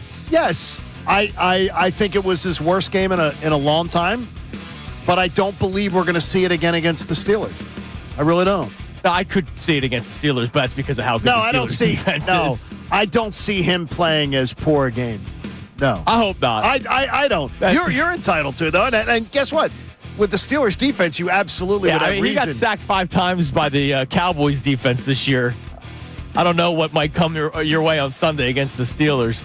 All right, last thing before we get to our man Andrew DiCecco, we said that the Leggett drop was the biggest play of the game yesterday because if he catches it, you got a touchdown. You got 45 seconds and 3 timeouts to try to win, and they just needed a field goal to win if that was the case. Well, he didn't trust the kicker enough, and the winds were swirling. It was like a cyclone inside Lincoln Financial Field, according to some people. Here's Sirianni talking about the Leggett drop. He had his back to me, and then the scoreboard never showed it, so I got some information from upstairs that they thought the ball hit the ground. I thought it was a great call by the official. But no, they said it because sometimes you worry that maybe the official didn't see it clean, and they're going to review it. And the information I got upstairs is, no, they made the right call there, and I said, damn right they did. What was your emotions like at that point? I mean, there's 52 seconds left to play. And you've had victory snatched from the jaws before. I mean, what's going on in your mind in the sideline right now? My mind is, okay, if he caught it, he scored a touchdown because he rolled into the end zone, and we have 3 timeouts and 52 seconds left to go. Let's go win. All right, that's good. Look, he's supposed to say these things, and I appreciate his honesty about the Leggett drop. I thought that was a good call. Candor. I thought the rest of it. But by the way, it was. They didn't get screwed. That wasn't. Yeah. The ball was absolutely trapped. I know we talked about it. When that play happened, the stadium went silent. Oh, it was dead in that stadium when that play happened. Unfortunately, it was an incompletion, and then the Eagles eventually won the game. All right, let's head to the Comcast Business Hotline, where every day in business is a big day. Let Comcast Business help you move forward with what's next. From inside the Birds, all over the place on 97.5 The Fanatic, and he sported that turtleneck strongly again yesterday. Our man Andrew DiCecco joins us. Andrew, good morning. I always have to stay sharp, guys. You know that. How's everybody doing? Good. We're doing great. He looked like a professor from One Tree Hill. Yes. John's just salty because he can't pull it off. Damn right. You say it, Andrew. You tell him. All right, so Eagles win yesterday. That's great. It also wasn't all that pretty. So as we always do to start this segment, Andrew DiCecco, the floor is yours, your analysis from yesterday's game. Well, let's preface it by saying the Eagles did win the game, and you guys have done a really nice job of sort of setting the table there. But it was uneven. And offensively, of course, that's been sort of a common theme throughout the season, slow starts. But even defensively, they got off to a slow start. And you almost can kind of pardon that because they've been playing at such an exceptional level this season. But offensively, I thought that Jalen Hurts early in that game, I mean, you can look no further than early in that game when he checked it down to Jahan Dotson. I thought A.J. Brown was wide open. There were some missed reads that he had there. I thought he had happy feet, wasn't seeing the field particularly well. But on the defensive side, I thought they really struggled with Bryce Young's improvisation. And Adam Thielen gave Cooper DeJean a tough time. He had over 100 yards on 9 catches. But when the Eagles needed to make a play late in that game, the defense buckled down, and it wasn't pretty. That locker room was not satisfied with that win, but they were able to, go to 11-2 and move on, and now they have the Pittsburgh Steelers coming to the link next week. I would tell you right now when you're looking at this team that it would be easy for someone to say that it was like a trap game type of situation. I wondered about Dave Canales, how much he learned from being in Tampa Bay all those years. What did you see about how they were defended, and did you see any similarities? Well, I thought Dave Canales had a tough time in terms of how he allocated his timeouts. He was down to 1 in a 1-score game in the third quarter. But I did think that he found a decent job of containing Jalen Hurts defensively. It was almost like you said, he spent time with the Buccaneers, so it seemed like he had a decent read on what the Eagles were going to look to try to do. They played really physical. I thought the Panthers matched the Eagles' physicality, so you have to tip your hat to them. They didn't play like a 3-9 team coming into that game. But offensively, I just thought that they kept the Eagles' defense on their heels. They were reeling for much of that game, and it had a lot to do with Bryce Young and his ability to kind of make plays outside of structure and find the open receiver. But I thought that the big story there was defensively what they were able to do against Jalen Hurts, and sort of aside from that big run that he had, really keep him sort of flustered. They pressured him. He was sacked, I believe, 4 times.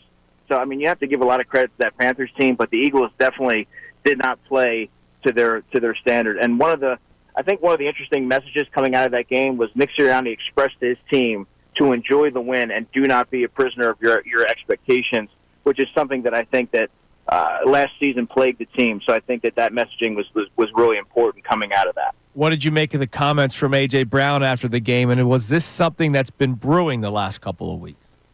Yeah, I think so. And, Andrew, this is something that I believe that they're going to have to get rectified, ASAP, before it becomes problematic, because you do sense that certain areas of that locker room, prevalent players on that team, whether it be offensive linemen, wide receivers, and even Jalen Hurts himself, they're not happy with the passing game. They know that it's not meeting expectations. A.J. Brown, for a player of his caliber, guys, to not get the football through 4 series, I mean, that's inexcusable. And I just think that eventually that will lead to some frustration. I think you're starting to see that boiling point. If you listen to some of they answered it as good as they could, but if you read between the lines, there definitely is some sort of frustration brewing there amongst the pass catchers, because players are open. Plays are there to be made, but for whatever reason, whether Jalen's hesitant to pull the trigger, he's becoming gun shy, and players aren't being utilized correctly in the passing game. So I think they're going to have to iron that out early before it does become something more problematic. Are you concerned after what happened last year? Do you have any concern that we could see something like that happen again? No, not at all. Not the way this team's wired, not the leadership that's there, not the coaching staff.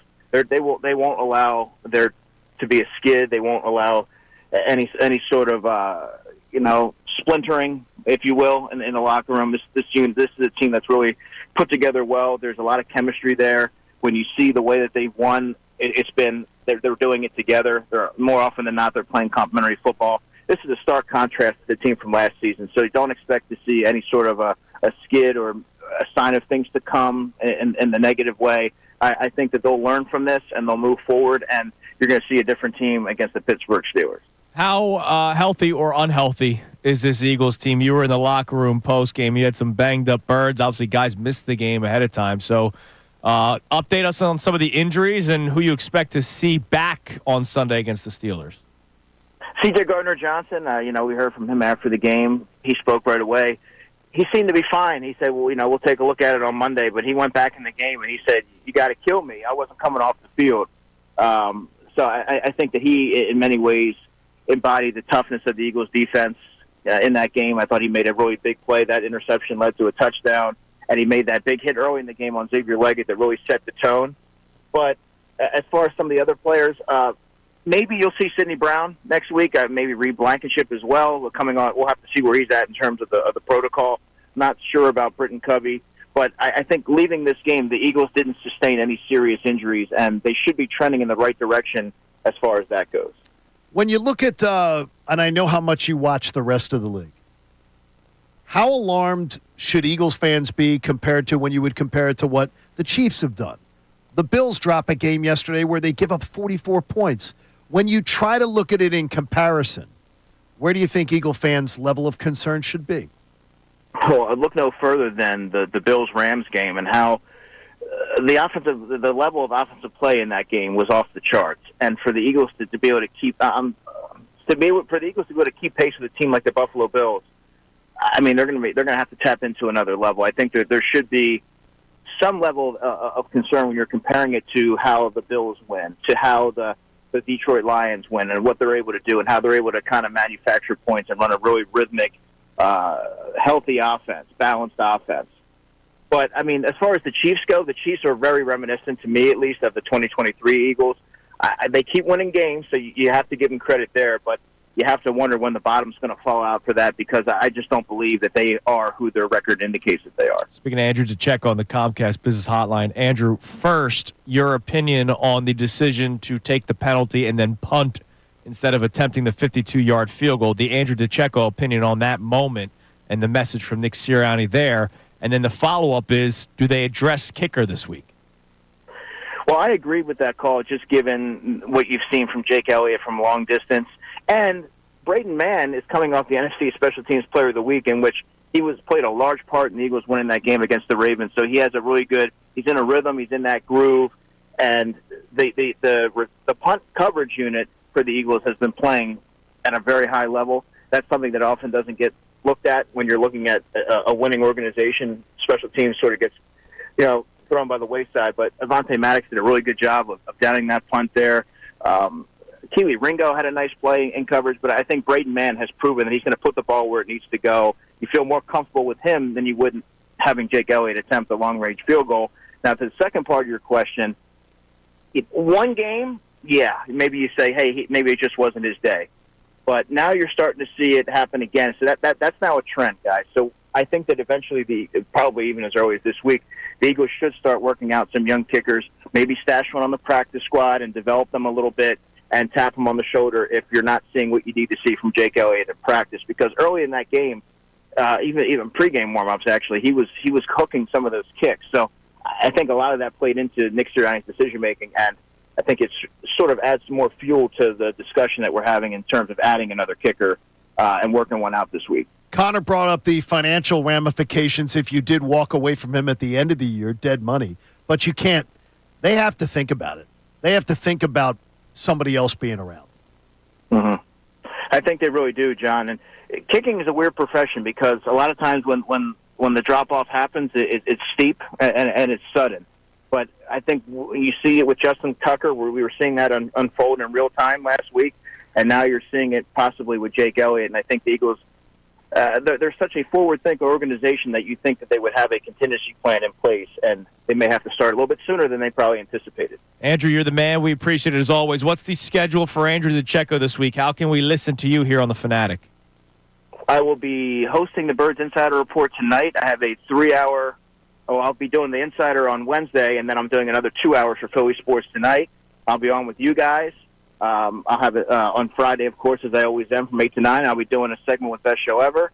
and you can read all my work as well. I'll be everywhere. Damn right. That's great. You Follow always on are. Twitter if you don't, because you get access to all the great work. Yep. Great work as always, Andrew. We appreciate it, and we'll be listening, and then we'll talk to you on Friday. Appreciate you guys. Look forward to it. There he is, Andrew DiCecco on the Comcast Business Hotline. All right, coming up next, obviously we'll continue to unpack yesterday's game.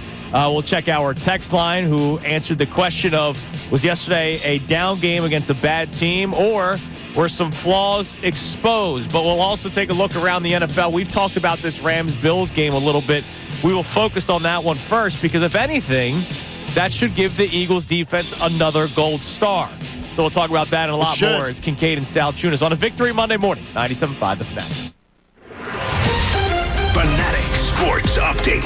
Saquon Pass is shady. I'm Connor Thomas, and this update is brought to you by Bet Parks. Join Seth Joyner and D Gunn for the Bet Parks pre- and post-game shows live at Parks Casino. For every Birds game, must be 21. Gambling problem, call 1-800-GAMBLER.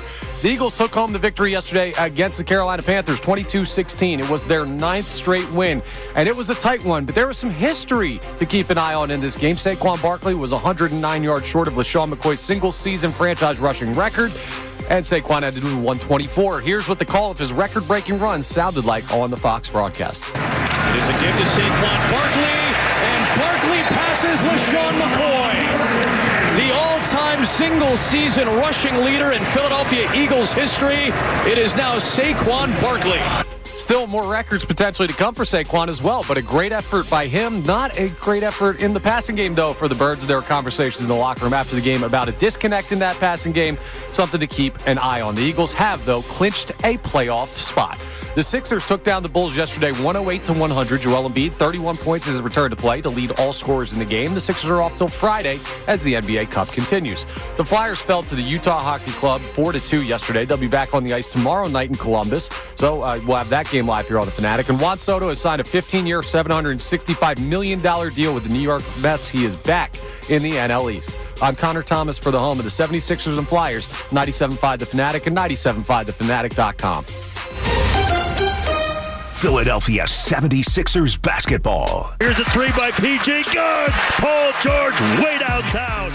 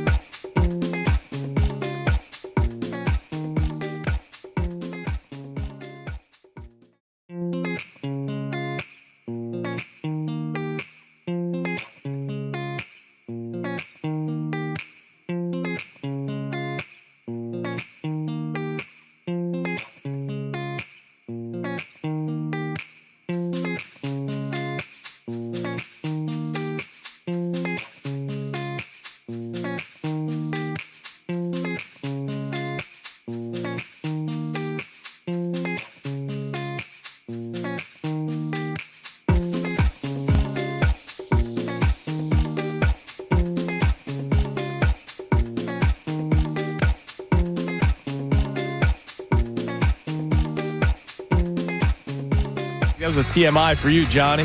TMI. That's all right, man. It's what happens every once in a while.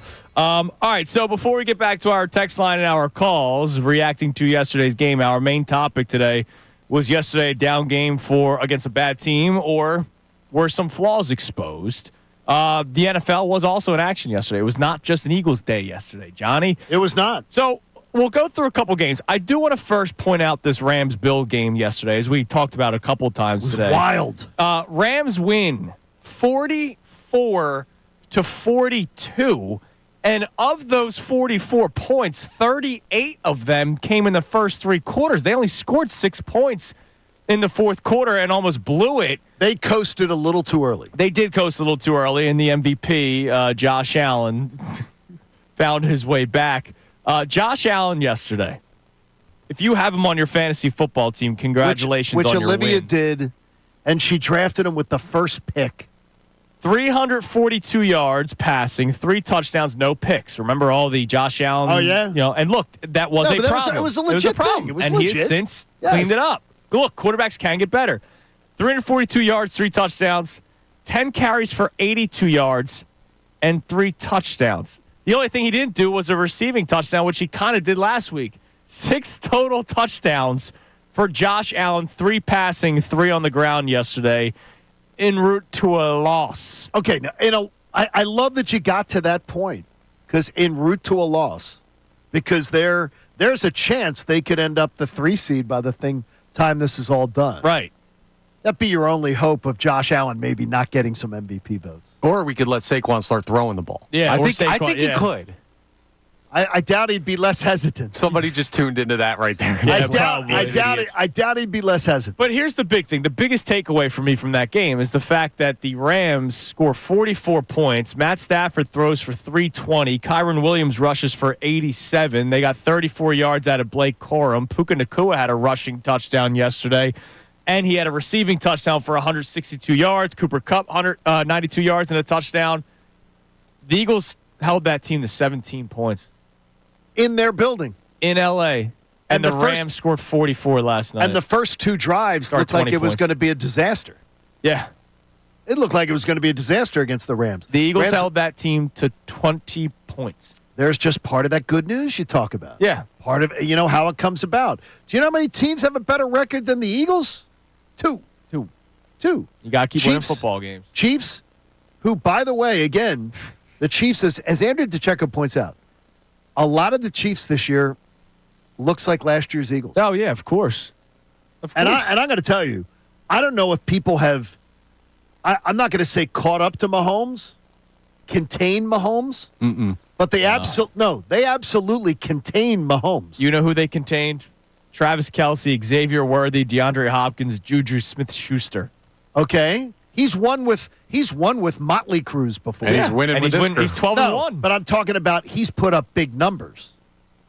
If you're talking about the Chiefs with the best quarterback on planet Earth, and we all agree. Mm-hmm. You're talking about 2 games in the 30s, and it was 30. He's got 19 and 16, 27, 16, 17, 26, 22. And he'll be in the Super Bowl. That could very well be. And he'll be playing in February. But he has absolutely been contained. Yeah. Like if you hold the Chiefs to 22, 17, 26, 16, 19 the last 2 weeks, you should beat the Chiefs. You should. But they're not. They're not. They're the devil, the defense is I like good what as you well. say, Connor. I think I like your thought process. They have the Patriots deal with the devil, or maybe with the league, or whatever it is, right. And they're just going to keep winning. Just get used to it. That's what the Kansas City Chiefs are going to do. We saw it with the Patriots for 20 years with Brady. Now, a good moment yesterday for those of you who are still worried about the Niners and always look at them at the side eye. The Niners won yesterday 30-13, but the Seahawks won again. Yeah, but the Niners can still get in as a wild card. Yeah. They could. I'm just... What are you saying? Because I'm telling you, speak this here. 49ers. They're 2 games out? The 49ers are 2 games out. Yeah. All right? They do not play the Seahawks in their last 2, which is another advantage there. they get the Rams next week, which I consider to be almost an elimination game. 49ers-Rams in San Fran. Yeah. To me, that's almost an elimination game for one of those two teams. One of those two teams is going to end that game. It could be worse. At the Dolphins versus the Lions and at the Cardinals. I love seeing the 49ers play like that yesterday because I'm still holding out hope that this Sunday's the last dance. Right, for the 1 seed. The Lions got to lose to the Bills. They must lose to the Bills. If they don't lose, give up the ghost. Yeah. It's over. It's over. So that's a game you got to have. Right. So the Niners winning yesterday keeps their playoff chances which alive. means they're going to be playing. Which means they could be still playing hard right now. The Commanders are the 7th seed, and the 49ers are 2 games behind the Commanders. By the way, something about this team. This Isaac Guerrendo guy. McCaffrey gets hurt. Jordan Mason gets hurt. Here's just another guy that can get us 78 yards and 2 touchdowns. It's that 49ers offense. It's unbelievable. So they win yesterday, as do the Seahawks, as we mentioned a couple of times. Thing for us too, though. Vikings, 42 points. Dude, at this point, it's just we'll see them in the playoffs. I couldn't have been more wrong. The last place thing. I've been so wrong on the Vikings. Like it's a terrible loss. I should wear a scarlet letter for how bad I've been about. I'm amazed by it, dude. I know that their defense is playing well. Like Sam Darnold yesterday, 347 yards, 5 touchdowns. Now I get it; he's got Justin Jefferson, but 3 of those touchdowns went to Jordan Addison. They were playing the Falcons, who somehow we lost to, which still pisses me off. And so right now, another point you say, the one you talk about with the we got to look forward to potentially somewhere down the line facing the Vikings. The Buccaneers now lead the NFC South with 4 to play. Yes. And they lost both games to the Falcons. But they're now sitting there with the lead. Now, they do not have an easy schedule, but it's not hard. At the Chargers, tough game. At the Cowboys, Panthers and Saints at home to end the season. Yeah. They should be able to ring up 2 or 3 wins, which 9 wins is probably going to get that division done. It's terrible. Yeah, it is pretty bad. By the way, that Bucky Irving bet hit pretty quickly. It did. He exited the game, or I feel bad because he's been a nice story this year, but he got banged up yesterday. He only had 4 carries. By the way, one of our listeners did suggest, is Kincade Salciunas a gambling show now? We might be. Because sitting today, Connor Thomas is at 63% against the spread, picking 4 games a week at 35-21.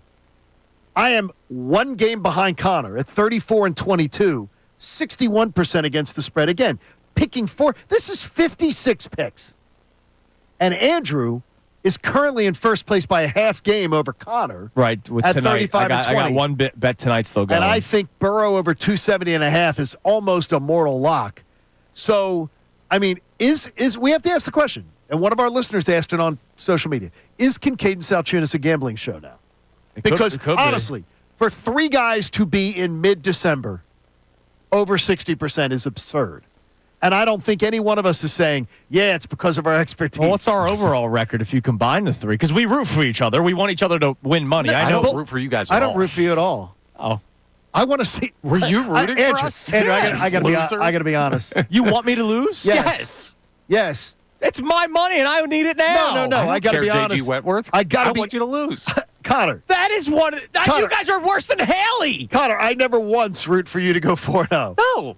That's a violation, man. Well, don't say violation. No, I'm allowed to. I have carte blanche. I've told you about this. I know the guy who created it. Dude, this is...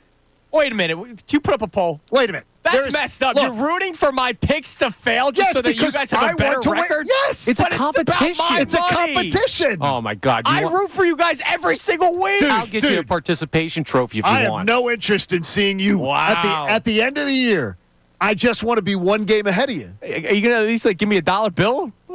Well, that's if you end up there, and I don't think you will. You'll have a Shankosaurus or something like that. Salciunas got no dog in him. I'm telling you, I absolutely. Well, I'm in first place, so I can look down upon you guys. This is where You're Connor, losing this one tonight. Connor, here's where it comes into play. Yeah.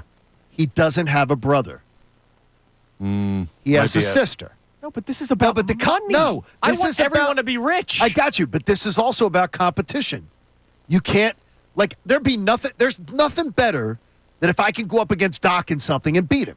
Or for Doc to beat me in something. It's like it's the best to beat your brother. By the way, can I say? Now I will say this: if we had bets against each other, I would want you to lose. No, I want win. Mine to win. I want to win this competition. I pray on your downfall every single day. Guys, this is pretty messed up. Happy birthday to my twin friends, Pam Chestnut, Pat Burns. I love you both. Happy birthday today to the girls. Love that. Happy Along birthday. with Brendan Gunn. A lot of birthdays. All right, coming up next, we give you an update on the average total points in the first quarter this season for the Eagles. Also, I just watched a video that just expresses even more how bad Jake Elliott was yesterday. Oh, boy. It's Kincade Salciunas, 97.5, The Fanatic. Now, a Birds Insider update on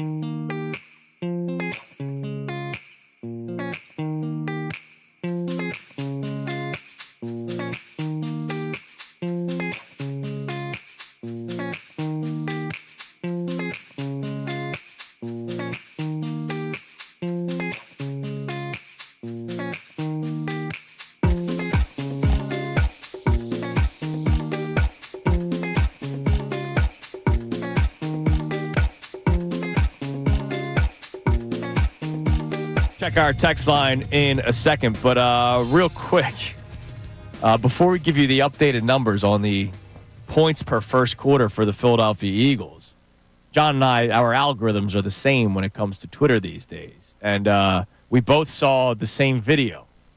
So Crossing Broad posted a video about 15 minutes ago, Connor. Did you see this video? Nah.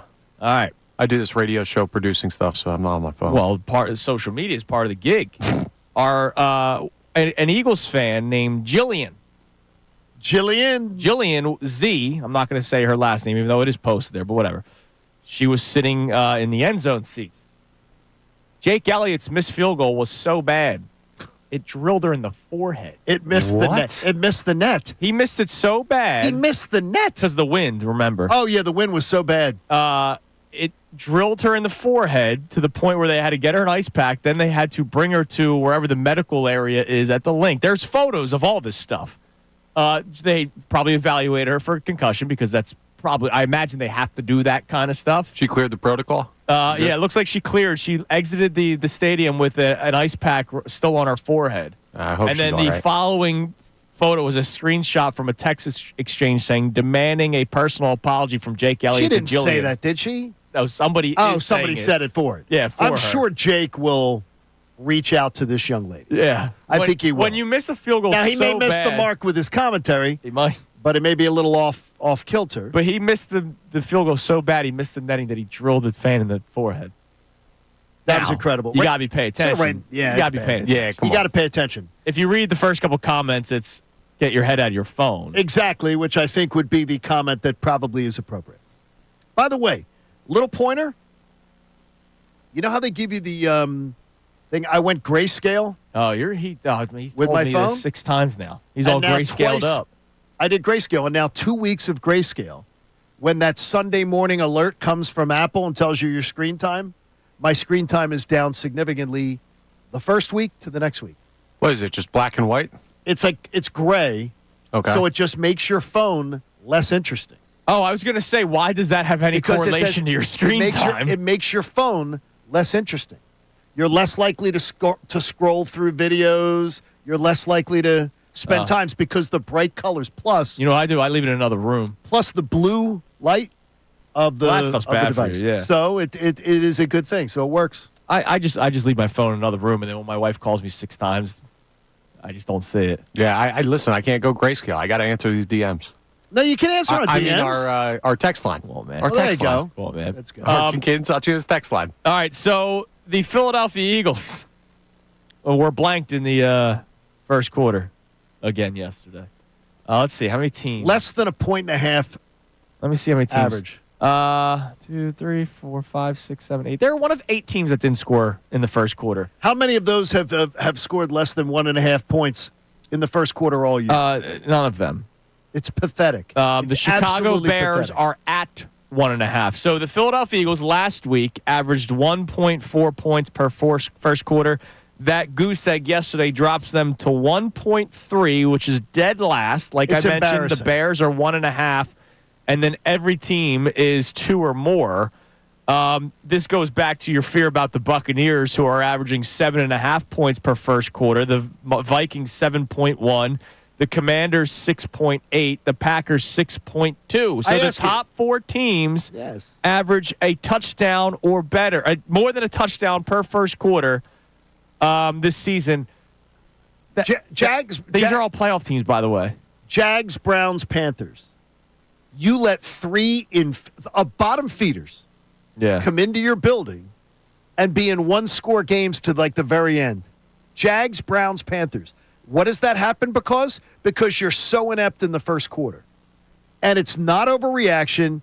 It's not, when you're through 13 games, it's not something you can say, no, this is just, no big deal. Doesn't matter. Yeah, it does matter. Yeah, in case you're wondering. It will matter at some point. Context is always important. And again, it's amazing that they are 12-2. It's amazing. This is hey, look at how great they are at adjusting. But also, this is something they need to fix. But for context, the bottom 10 teams, Patriots will not make the playoffs. Panthers will not make the playoffs. Chiefs are probably going to win the Super Bowl. Dallas will not make the playoffs. Denver is up in the air. Jacksonville will not make the playoffs. The Giants will not make the playoffs. The Rams have a chance. The Bears do not. The Eagles. So 4 out of the 10 teams in the bottom 10 will maybe make the playoffs because the Rams are still up in the air. They're not a lock to make the playoffs. The Rams are just on the outside looking in. And the Broncos are the final wild card team right now in the AFC, so they're not a lock either. Thing is, the top 5 teams in the NFL in terms of average points per first quarter, they're all playoff teams. Yep. All of them. And the Eagles are dead last out of 32. It matters. And by the way, the game planning, I think, is the number one thing that's to blame there. They're getting out-coached early. Yeah, but not yesterday. That's the script. Not yesterday. A.J. Brown was wide open. A.J. Brown was wide open on the first play of line of scrimmage, and Jalen didn't pull the trigger. So, coming up next, we'll reset the show to start the 9 o'clock hour, as we always do. And we're not going to look too far ahead, but John asked me a gut-feeling question this morning. So we'll talk about that. Connor's going to answer that question as well. And then it will lead to a discussion of something the Eagles desperately need. It is Kincade and Salciunas on a Victory Monday morning, 97.5 The Fanatic. Fanatic Sports Update. A tight win for the Birds. I'm Connor Thomas, and this update's brought to you by the New Jersey Division of Highway Traffic Safety. Did you know that driving under the influence of marijuana is illegal? Drive high, get a DUI. A message from the New Jersey Division of Highway Traffic Safety. The Eagles got a tight win over the Carolina Panthers yesterday, 22-16, and they had to stop a last-second drive by Bryce Young and the Carolina Panthers team by a nice deflection there on the final play and a Xavier Legette drop that really helped them out. But bottom line is, it was their 9th straight victory, and even though it wasn't the most comfortable win, Nick Sirianni still liked what he saw fight-wise from his team. Even though there were times it was ugly, it's hard to win in this league. That team's been playing a lot better week in, week out. It's the NFL, it's tough, but our guys played hard for 60 minutes, and it showed up on that last play. It definitely did, and they were rewarded for their efforts with clinching a playoff berth. So the Eagles are in the postseason. Saquon Barkley is in the history books. He became the Eagles' single-season rushing record holder after his 124-yard effort yesterday, passing LaShawn McCoy. There were also some conversations in the locker room after the game about a disconnect in the passing game potentially, so something to keep an eye on there. The Sixers took down the Bulls yesterday 108-100. Joel Embiid at 31 has returned to play to lead all scorers. The Flyers fell to the Utah Hockey Club 4-2 yesterday, and Juan Soto has signed a 15-year, $765 million contract with the New York Mets. I'm Connor Thomas for the home of the 76ers and Flyers, 97.5 The Fanatic and 97.5thefanatic.com. Matvey Michkov. Back into the corner to meet.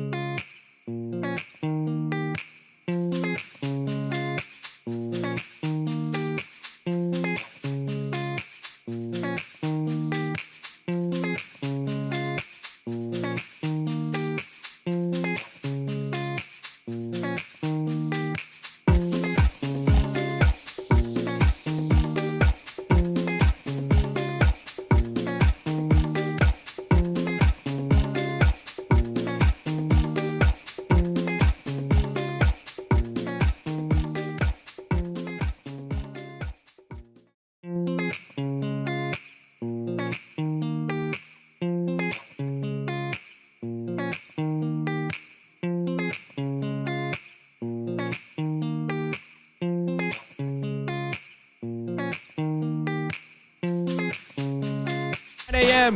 on Kincade Salciunas on a Victory Monday morning. Hope you had a safe drive into work today. Football Mondays presented by Pierce Phelps, Bryant Heating and Air Conditioning Contractors. Visit nopaybryant.com. We will check the text line and the calls momentarily. You can text call 610-632-0975.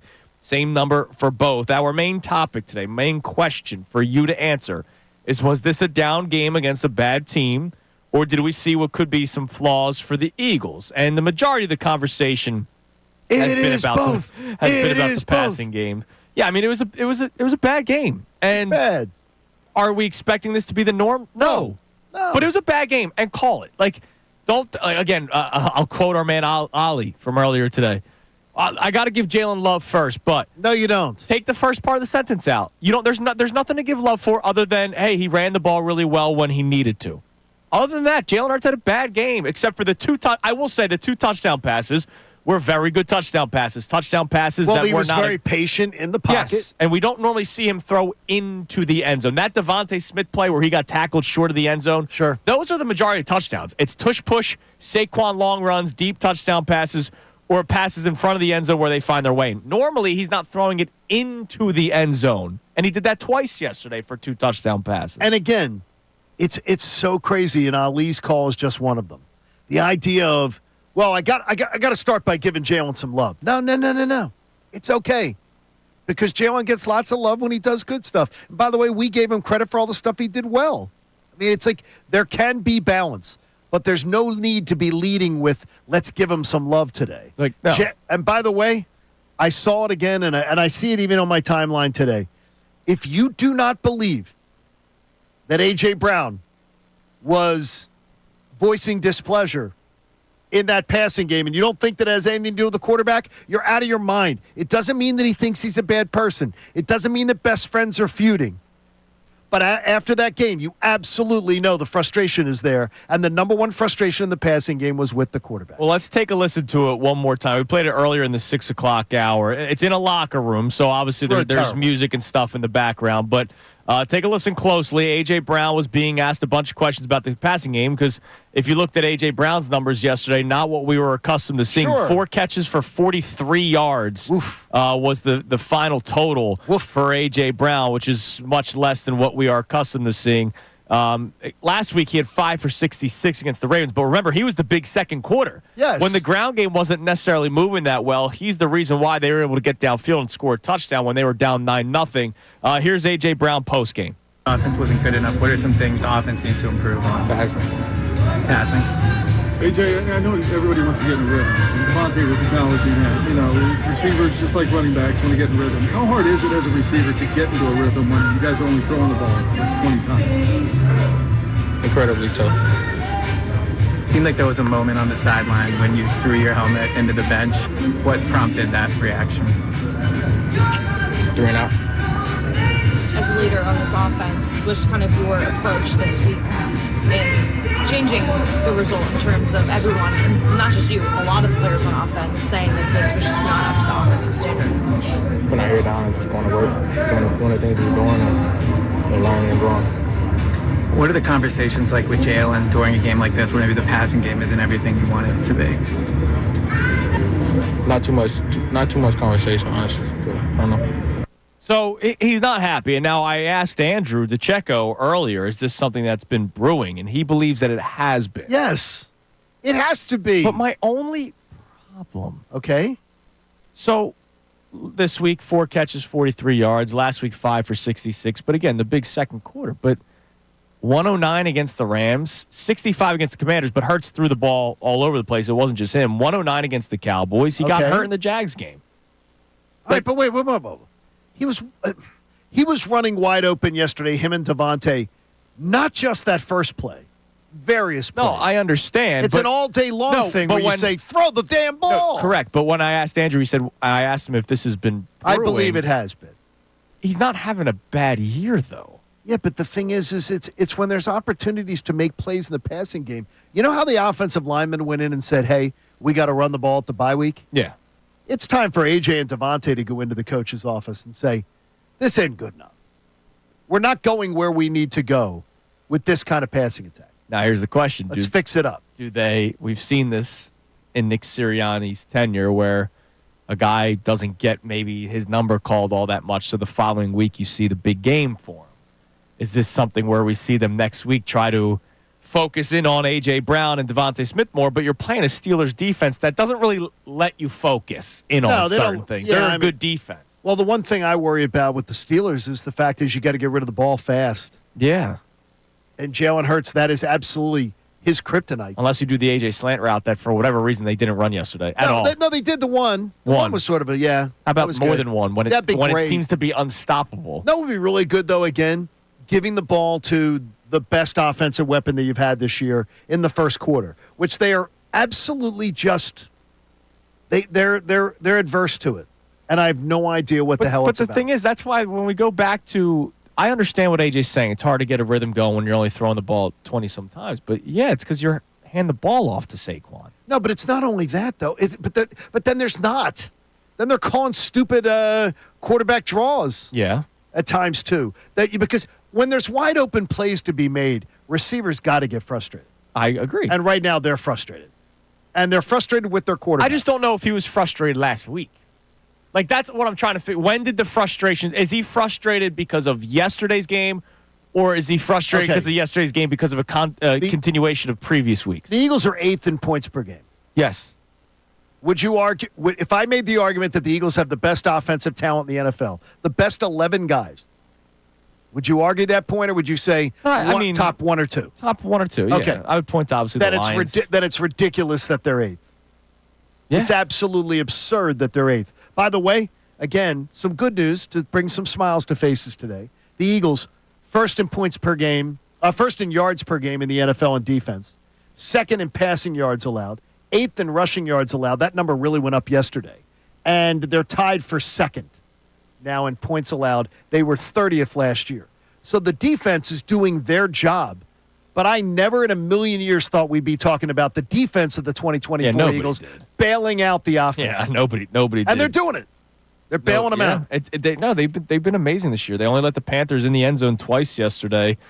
And I know people are going to say, oh, well, it's the Panthers. But they had so many opportunities because the Eagles' offense was not getting into the end zone. They weren't doing much. Also, Johnny, you said 8th for total offense? They are 8th they are 8th in points per game. Points per game. See, that's not what we're talking about here.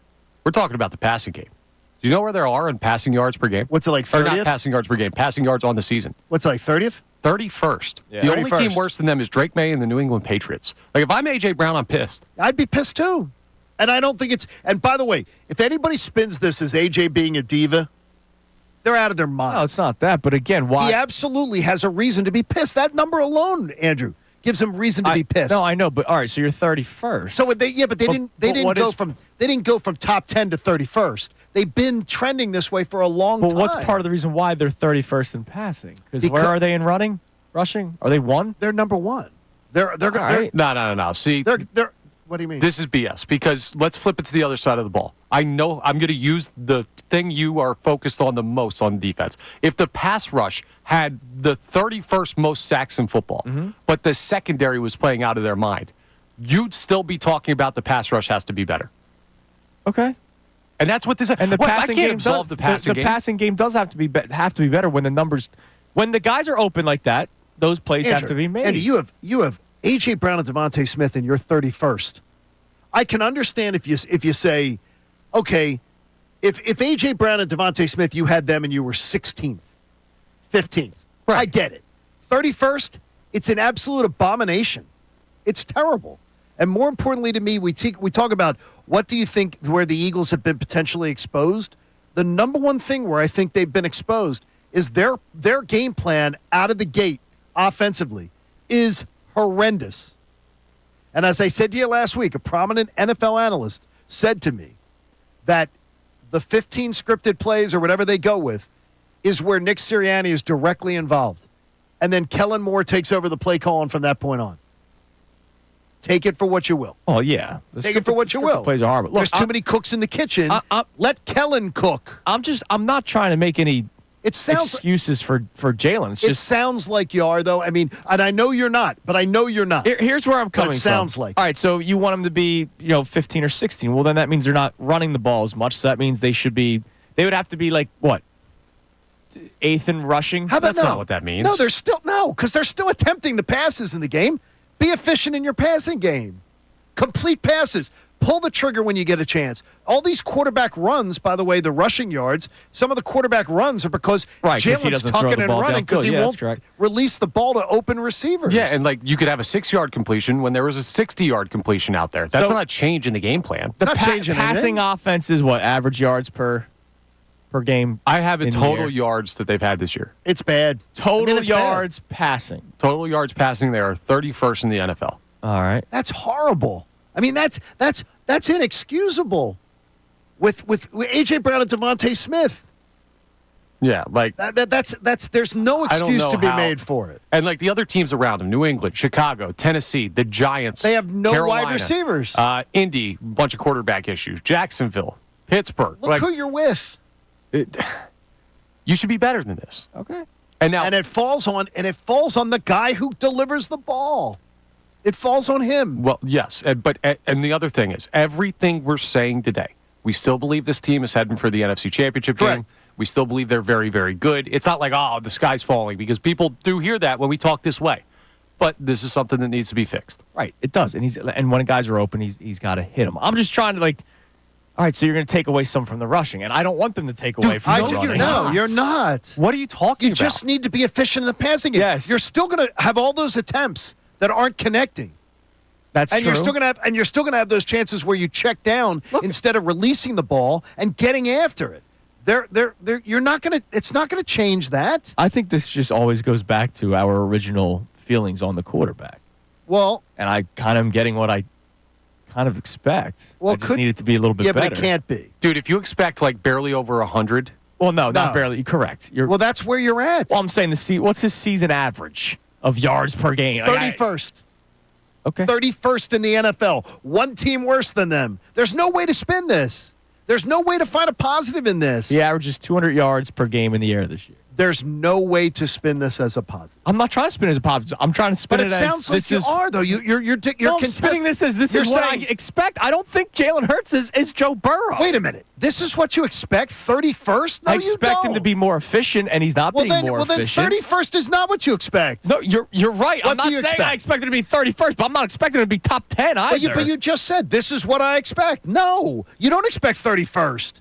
They're terrible. This is not what you expect. This is what you would expect of a horrible quarterback with those offensive weapons in a passing game. Yes, with the weapons, it's inexcusable. And as Connor points out, it doesn't mean you're changing the game plan. It means you release the damn ball and throw it. Well, that needs to get better. You're correct. But we're 13 I was pissed games yesterday watching this game yesterday. We're 13 games in, and I'm not sure that it's changing. Well, here's the thing. That's why going back to the Saints game. This is what I'm I was talking about this. Okay, but this isn't good enough. So if that's your bar, they're not winning the Super Bowl. Congrats. I mean, it's like this is. I don't know if they're not going to win the Super Bowl. This is something that cannot just be glossed over, and more importantly, too, the idea that it'll work itself out, or it's not a big deal. No, it is. Well, I'm not saying it's going to work itself out. I'm just hoping he's around 225 or 200. Well, get back to your season average of 200. Well, 31st is absolutely an abomination. Yeah, a month is though. Let's just think about things that have happened over the course of 4 games this season. A lot of stuff changes over the course of a month in the NFL. So they got time to work it out, and they have a lot of stuff they do really well. And maybe that was hasty me saying they're not winning the Super Bowl like this, but that needs to I'm not ready to go there. Because you keep on going back to the quarterback stuff in the. And I get it. We've watched 2 guys. Buddy, you play Josh Allen? We've watched 2 guys run the league, home. and it's Patrick Mahomes and Tom Brady. But whoa, wait a minute. There's I just watched the Rams put up 44 on that Bills defense. The Eagles could easily have a field day with that Bills defense. Yeah, I'm just looking at, the way that we talk all the time about the Eagles being multiple. Now, 99% of that time, that is run the ball more. But in this instance, being multiple is you got to be able to throw it too. And the Eagles have thrown it the second least in all of football this year. And that, to me, doesn't feel like good enough. They've thrown it second least because that's part of their game plan. And it's part of what they believe is what's best for the team. And that's a conversation for maybe off-season. But if you understand then, you said, okay, so you're saying one thing, but then you're thinking another. You understand then why A.J. Brown is frustrated. Yeah, and when Andrew tells you it's been simmering, it's simmering because this is what he's frustrated with. He's going, this is ridiculous. I just wonder if he was frustrated after the win against the Ravens. No, I don't think he's. First of all, I think he's a great team guy. Yes, I agree, but I don't. But I absolutely think he's frustrated. He's saying, "How the hell can we not be making an impact? How is this happening? How could we be 31st with this offensive talent, with this offensive line, with these receivers? How could we be 31st?" And by the way, he can be best friends with Jalen Hurts all he wants. And people will say, oh, he's best friends with Jalen. Yeah, he is. But you know what he's also going to do? He's going to tell you the real scoop. And the real scoop is this is bad. It's bad. Well, I think the team's told you the real scoop, too. The team goes, we're going to run the ball. The offensive lineman told you the real scoop. They did. Saying that we should run the ball. We don't want Jalen playing hero ball. And the thing is, if you want to go and – the thing is Jalen, it doesn't have to be hero ball. It really doesn't. There's nothing about it. There's nothing about hero ball completing some of the wide open passes that were available yesterday. That needs to be cleaned up. That isn't Jalen playing. And that goes back to the game manager conversation. Again, some people look at it negatively. We look at it positively. A good game manager is making those throws. I like Jalen, the game manager. Yes. I'm fine with it. Yesterday he was a bad game manager because he had open opportunities. Yeah, that's bad. It's bad. All right, let's see what the people say about this. Let's go to Brian in Dallas. He wants to chime in on about Hurts. What's up, Brian? What's up, Brian? Hey, guys. How's it going? Hey, listen, I was going to say one thing, but I'm going to change it a little bit, right? Because I was going to say the problems with Hurts, we've seen that for a while, right? And I was going to say I don't understand because, when we as fans, when we win and we see these issues, a lot of you guys will say, it's like, no, well, he's great. We're like, no. Until they pop up in games like this, then all of a sudden he's bad. But what I'm going to say is I believe it's a combination of two problems. I believe it's Hurts' inability to see open receivers and see the field, and I believe we have a coach who doesn't know how to teach correction. I think that's a problem because when you look at our team, we know we have a heck of a talented team, right? But some of the lack of discipline problems show up year after year after year. I mean, think about it, guys. How many offside penalties can we get? How many illegal man downfields can we get? How many times will we run a screen that we can't even don't know how to block, but we keep running it? That's our coach, right? He doesn't know how to. I put that on the players. How to teach correction. I put that on the Jeff Stoutland is one of the. Brian.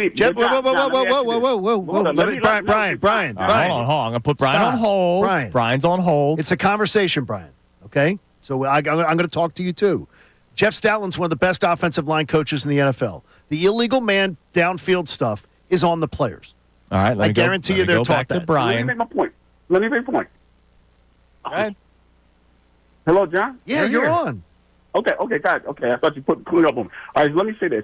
Look at Sam Darnold for my perfect example, right? Look at him. He was horrible. He was absolutely horrible. But now we always thought he was terrible. With the Vikings, what's the difference?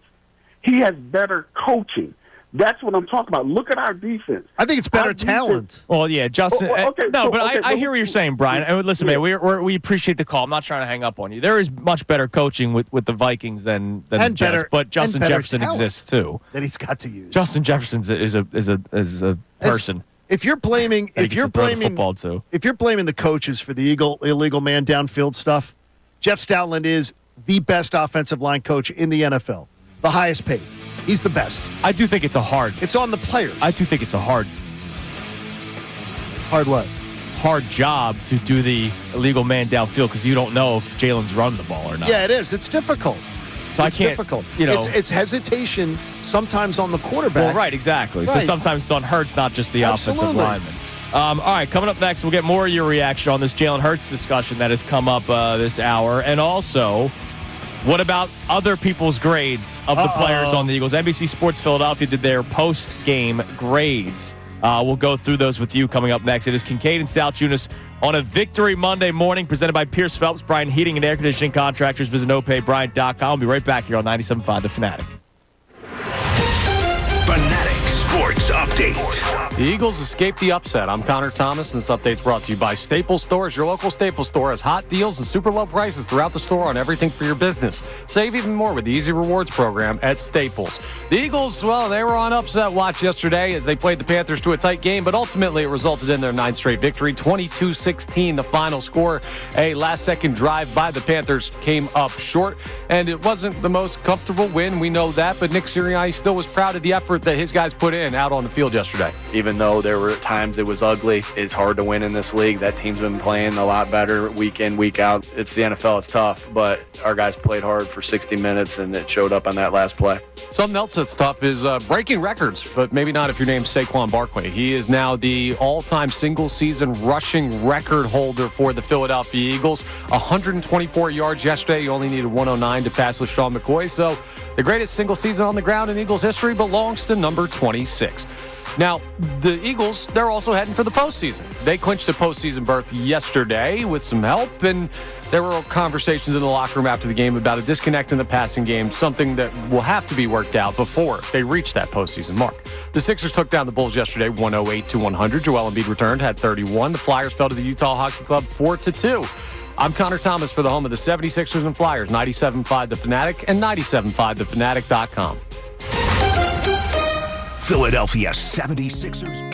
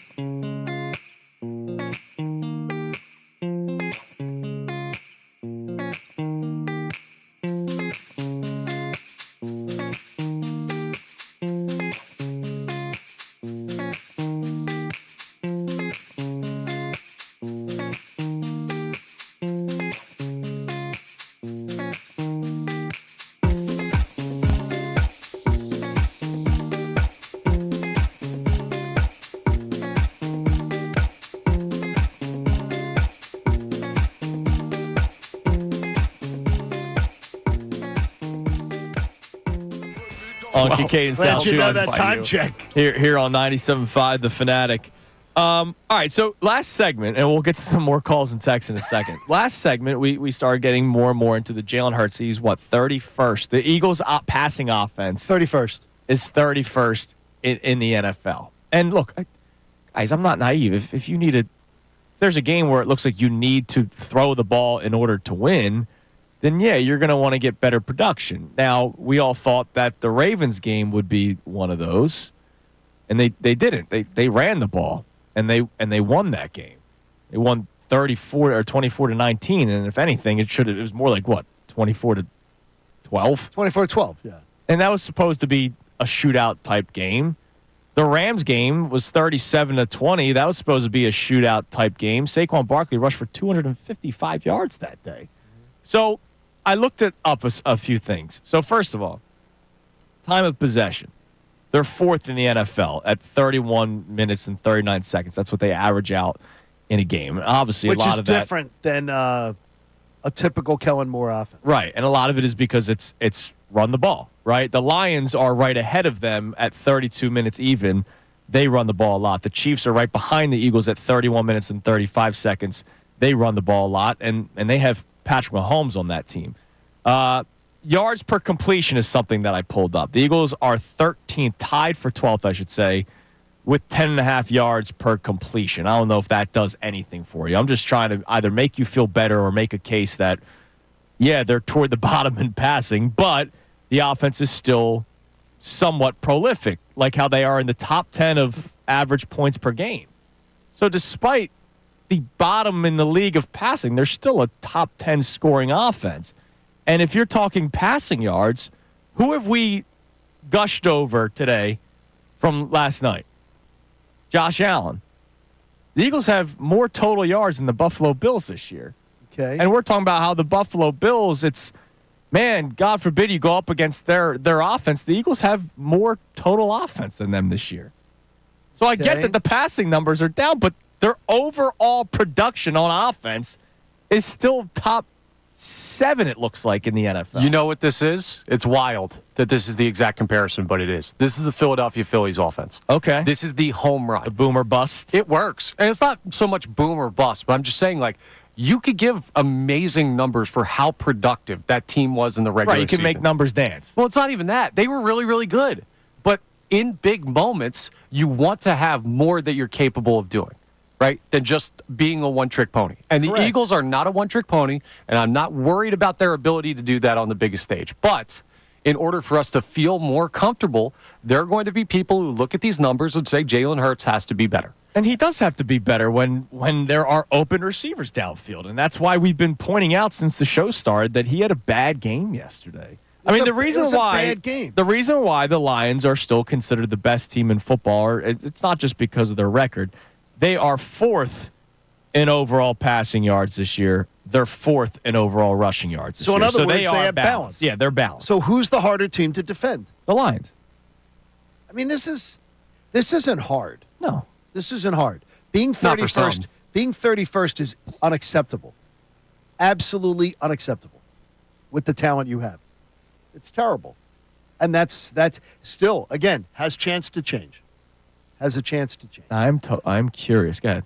I don't know what you're going to learn about in the next few weeks, but we'll find out. I'm curious. I want to see this is honestly something I'm curious about. Total passing attempts. I want to see where Hurts is 21st. I don't know if that does anything for you. Now, is he 21st because they don't trust him, or is he 21st because they're running the ball first? Well, I think we have a guy with a pretty good explanation that let's go to Chris in Philly. What's up, Chris? Hi, Chris. Hey, guys. How's it going? Good, buddy. So looking at the yards per attempt, it's cool that you just brought up Jalen Hurts is 21st in attempt. But yards per attempt, the Eagles are 6th this year. So you can't get yards for a pass you didn't attempt. So even his efficiency on the ones that he attempted, he's 21st in attempts, but 6th in yards. So he's actually completing a lot more of the passes that he's attempting. And if you look at the past 3 years, combined with 2024, the Eagles are actually 29th in yards per attempt. So this year is a drastic change in coming all the way up to 6th in yards per attempt from previous years. Now, the one rebuttal I'll have, Chris, and remember, I'm the guy that's almost like, yeah, I'm not surprised that the numbers are. Obviously, I would like them to be better than 31st. But the pass attempts, so he's 21st in the league. They only count the times he throws the football. How many times was a pass play called that he then tucks and runs and either takes a sack or gains yards on the ground because he didn't see a guy downfield? He's 21st in the league. Could he be in the top 20 if they counted all the plays that were called to be a pass? Well, the rebuttal to that is how many of those did he turn into positive plays with his legs that would have been incompletion or potential interceptions or sacks? How many times did he run when he should have thrown the ball? That's much more the problem. There are guys wide open. Every week there are guys running wide open, and he's not delivering the football. We can't. That's where the conversation has to begin. It's a thinking game, football is. Okay. And the offense that the Eagles run has a lot of processing. You know, there's a lot of read options. There's a lot of he can run, he can throw. There are these many guys open. Like when you've got AJ and Devontae both there, that's it. Which child do you choose? You got to love them both. And plus, Saquon's running as well as he is. And thanks for the call, but they Chris. don't go. The thing is that too. Think of it early. They tend to be pass happy early. Again, yesterday, facing one of the worst teams in the NFL in rush defense, and they said, "No, we're smarter than the room. We are smarter. We're going to throw it more." Yeah, but that pass per attempt number does say that Jalen Hurts is significantly better than 31st in total yardage. I do think that tells more of the story. But when you are 21st in pass attempts and 31st, that's not good. No. See, that's the thing, right? Jalen Hurts is not the 31st best quarterback in football. This is not the 31st best passing offense. That plays to Andrew's point of they're running the ball like crazy. Yeah. That's totally fair. And he is more efficient than those numbers would suggest when you look at the yards per attempt. That does not change the fact that I still feel that he needs to play at a higher level if this team is going to win the big games, because there is a game waiting out there where someone's throwing for 270 plus on this defense. I'm sorry. They're young. There's going to be a time where something goes crazy against an offense like Detroit, or if you get to the Super Bowl, Buffalo. Yeah, they'll watch the tape from yesterday and say, what did Adam Thielen do against Cooper Kupp or DeJean that was so successful? And I want to know, Hurts has that gunslinger game in him, and we haven't seen it, and that makes me nervous. And that's fair. And it's fair to do that, and it's fair to have that conversation. But the Eagles being A.J. Brown has every right to be frustrated. Now I'm going to ask. He's not being a diva, and he's not being. But people who don't believe he's talking in some way, shape, or form about his quarterback are just. I think they're drunk. I think they're drunk at this hour of the morning. I mean, what do you think he's talking about? No, I agree that A.J. Brown's calling out Hurts. Now, and they're still buddies. They can still be buddies. Right. So now they've been on the road the last 2 weeks, but you're at the building. And, I got a chance to sit yesterday in the second deck of the 50-yard line, so I was able to see how plays develop. You're mentioning how every week he's missing guys open. I don't remember us saying anything before today. Oh, no. There were games. There were plays in the Washington game that was talked about early. Okay. I just don't remember anything last week or L.A. where we were like. There's been guys wide open in the Cleveland game, the last game that Mark Sanchez did. Right, and I was going to say since that game, that was when Sanchez was, and I agreed because that's when I wanted to change. I didn't even know about this offensive line meeting. I wanted them to go run first, simplify the offense, get guys open. And it's up to Hurts to hit the open receivers. And I feel like since that Browns game, he's been doing that, except for yesterday. He was so hesitant. Yeah, yesterday was bad. So hesitant. But we're saying every week that he's doing it. I don't remember other than yesterday. We're not saying every. Do you feel good about Nick Sirianni right now?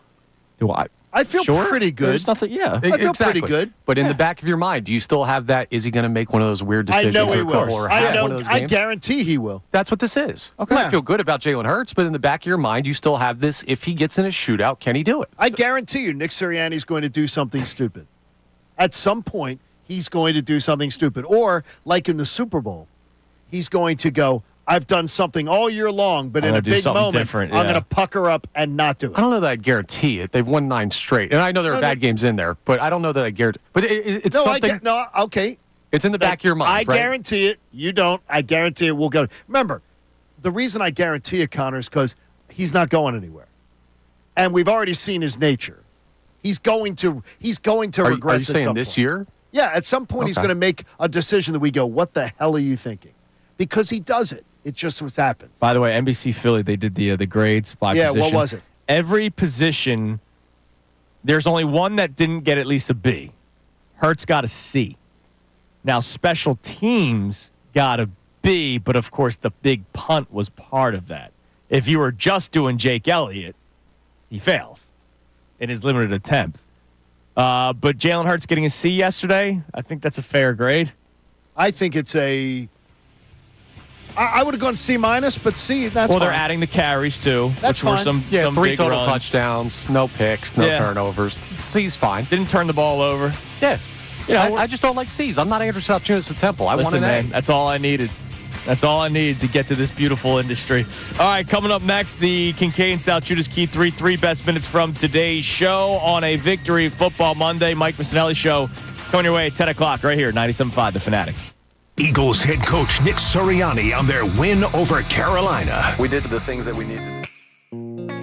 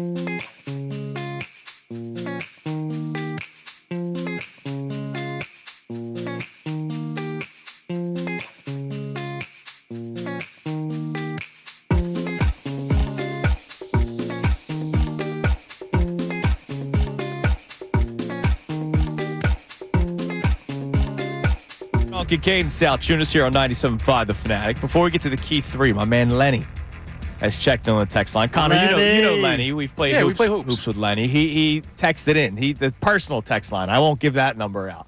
I'll give it out. No, don't do that one. So Lenny has chimed in about the Jalen Hurts conversation. And Lenny is not somebody who's afraid to hold back his words. Connor, again, you know. So he's not like a fanboy of some sort. Okay. But he's chimed in about the Jalen Hurts quarterback stuff. First, A.J. Brown, Devontae Smith have only played 4 games together this year. Dallas, A.J., and Smith have only played 3 games together. They've barely had to throw the ball in the fourth quarter in over half of the games this season. Now, that last one's a big one in terms of the total amount of passing yards because they really haven't had to throw the ball in the fourth. In the fourth quarter? I'm curious. I guess I'm just thinking of it differently. I don't remember that many fourth quarter games being the Green Bay game was a one-score game. The Atlanta game was a one-score game. The Saints game was a one-score game. They were blown out in the Tampa game. Cleveland game was a one-score game. Blowout Giants. Blowout Cincinnati. Jacksonville one-score game. Dallas blowout. Washington one-score game. No, the majority of fourth quarters they've had to. Hang on, though, because you can't just go one-score game. Because Jacksonville was like a last second. They scored to cut it close. No, I got you. They're trying to run out the clock. Yeah, but you still had to. There were passes, by the way, that were incomplete in that Jacksonville game that caused the problems. No, I got you, but just like one-score game is flawed because These aren't blowouts in the fourth quarter. The vast majority of games have been fairly close in the fourth quarter. Right, but like just look at the Ravens game, like last week. That game was over, and it was over with 6 minutes to go, and it turned into a one-score game. No, but I mean, final score. Yeah, but it was over with 6 minutes to go. It wasn't over. The fourth quarter began. No, I got you, but like they're running the ball, they're possessing it, they're ahead. Like if you're playing with a lead, you're going to be running. Yeah, the ball. All right, I will tell you. You still got to throw the ball. I will tell you that Jalen Hurts. You want to guess where he ranks in fourth quarter NFL database in fourth quarter pass attempts? You want to guess where he is in the NFL? Well, it's all quarterbacks. Is it just the starting 32? All quarterbacks. Probably like 38. No. I don't know. Yes. Middle of the pack. He is 31st. He's behind both Cooper Rush and Dak Prescott at this point now, too. Oof. He's only attempted in 13 games 67 fourth quarter passes because they're running the ball, and that's part of it. Now, that's a question. Again, it's a question for another day about does the organization believe that they can win by throwing with him? Well, the head coach showed you didn't believe in the kicker yesterday. Yeah. You never know. All right, it's time now for the Kincade Salciunas Key 3 presented by Von C. Now, the Kincade Salciunas Key 3. Today's best. That game was atrocious from start to finish. The Eagles once again blanked in the first quarter to now a 3-10 Carolina Panthers team. Panthers had a 3-0 lead in the first quarter. Then, not surprisingly at all, the Eagles outscore their opponent in the second quarter 14-7. We are accustomed to seeing that. But then they come out second half again, goose egg. They had a goose egg in the first quarter when you script your plays. They had a goose egg in the third quarter where you have halftime to make all the adjustments in the world. And if not for Xavier Leggett dropping what was a sure touchdown pass, the Eagles would have lost that game. Well, they could have gotten a big clutch kick. Oh, I'm sorry. Nope. Yeah, that probably wouldn't have happened either. Was this a down game against a bad team, or did we see what could be flaws for the Eagles, specifically in the passing game? I don't think there's a answer that suits. I think it's both. But I think it was more a down game against a bad team. That's where I leaned. But what I would tell you is what does trouble me with this team. I would argue that the Jags, Browns, and the Panthers are 3 of the worst teams you've played. Yeah. And you've allowed the Jags, Browns, and Panthers in your building to have an opportunity to win a game in the fourth quarter. That is something you can't just shrug off. That's not something you can say, yeah, it was just one game. Because you did it against the Jags at home, you did it against the Browns at home, you did it against the Panthers. But then you can fire right back and say, on the road in Cincy, you won by 20. On the road in L.A., you won by 17. On the road in Baltimore, you win by 5. But it was a garbage time touchdown at the end for Baltimore. I got you. But you can't can't take care of your business against bad teams at home. That's unacceptable. A championship-level club does not have that happen. First things first, congratulations to Saquon Barkley, who surpasses LaShawn McCoy for the single-season rushing record yesterday. With 3 games left. Which is amazing. Which is crazy. Yeah, 20 carries for 124 yards yesterday. And A.J. Brown has a gripe. Not a personal gripe. Oh, no, I'm saying. But a gripe with his court. Yeah, but I heard people trying to spin it. No. He wasn't talking about Jalen. Bull crap. He was talking about Jalen. Stop it. Stop being such butt kissers. He absolutely was talking about his quarterback. But guess what? It doesn't mean he hates him. It doesn't mean that they're not good friends. He was absolutely talking about the passing game. If your passing game sucks, that means that your quarterback isn't getting the job done, or your receivers are dropping everything. The second thing isn't happening. Right, and the receivers are open. This isn't a last year's conversation where it was, well, we're running the same 3 plays every single time and nobody's open. No, guys were open. That was another bad day for Jake Elliott. And he's missing extra points. Yeah, that's another problem. This is a problem for a guy, and I understand the adoration for what he did with the 61-yarder against the Giants. Yep. For what he did with that clutch kick in the Super Bowl after the turnover. We love Jake Elliott. But yesterday, your coach, with an opportunity, up 6, could attempt a 52-yarder at home to put a game away, to win a game. Yeah. Wasn't willing to kick it. Stop kissing butt. And stop excuse-making for it. It's terrible that they are terrible in the first quarter. Yep. Just say it. You can say the nice things, too. Brag on the defense. Brag on Saquon Barkley. And say all the good things. But if you're telling me it doesn't matter that they can't score in the first quarter, you are just being an ass-kisser. That's all you're doing.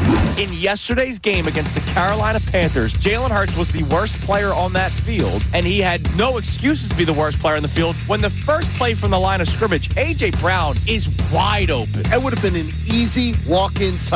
Yes. Easy. Like, there was nothing to stop it but Jalen Hurts not firing. And I don't want to say not seeing him, because from the angle I had, and I know you had a great angle, you know he had to see him. He didn't fire. They show the replay. He's watching A.J. Brown. You see his eyes on A.J. Brown. He's looking right at him. All right, that's the Key 3 presented by Von C. Brewing Company. Check out their Key 3, the OG Pills legendary Philly Lager gold medal winner in the World Cup of Beer for the best American Pilsner in 2023. Walking on Clouds, the Von C's flagship AZ IPA, and Johnny. The Vienna Lager with all German ingredients. 2-time Best of Pennsylvania winner. Check them out, VonCBrewing.com, and tell us a little bit about H&H Heating. Yeah, H&H Heating Air Conditioning. You've used them. We use them. Yes. We love them. They've made a donation to the American Association for Cancer Research. They're a proud supporter, and you should be too. Go to 975thefanatic.com/AACR. I'm living proof 3 times over. Cancer research saves lives. Well, the fun continues. Coming your way next at 10 o'clock, it is the Mike Missanelli Show with Bill Colarulo and Ray Dunn. They will obviously break down this Eagles game as well. We'll be back at it tomorrow morning for another day of Kincade Salciunas after another Eagles victory. Believe it or not. 9 straight. Talk to you tomorrow morning, 97.5 The Fanatic.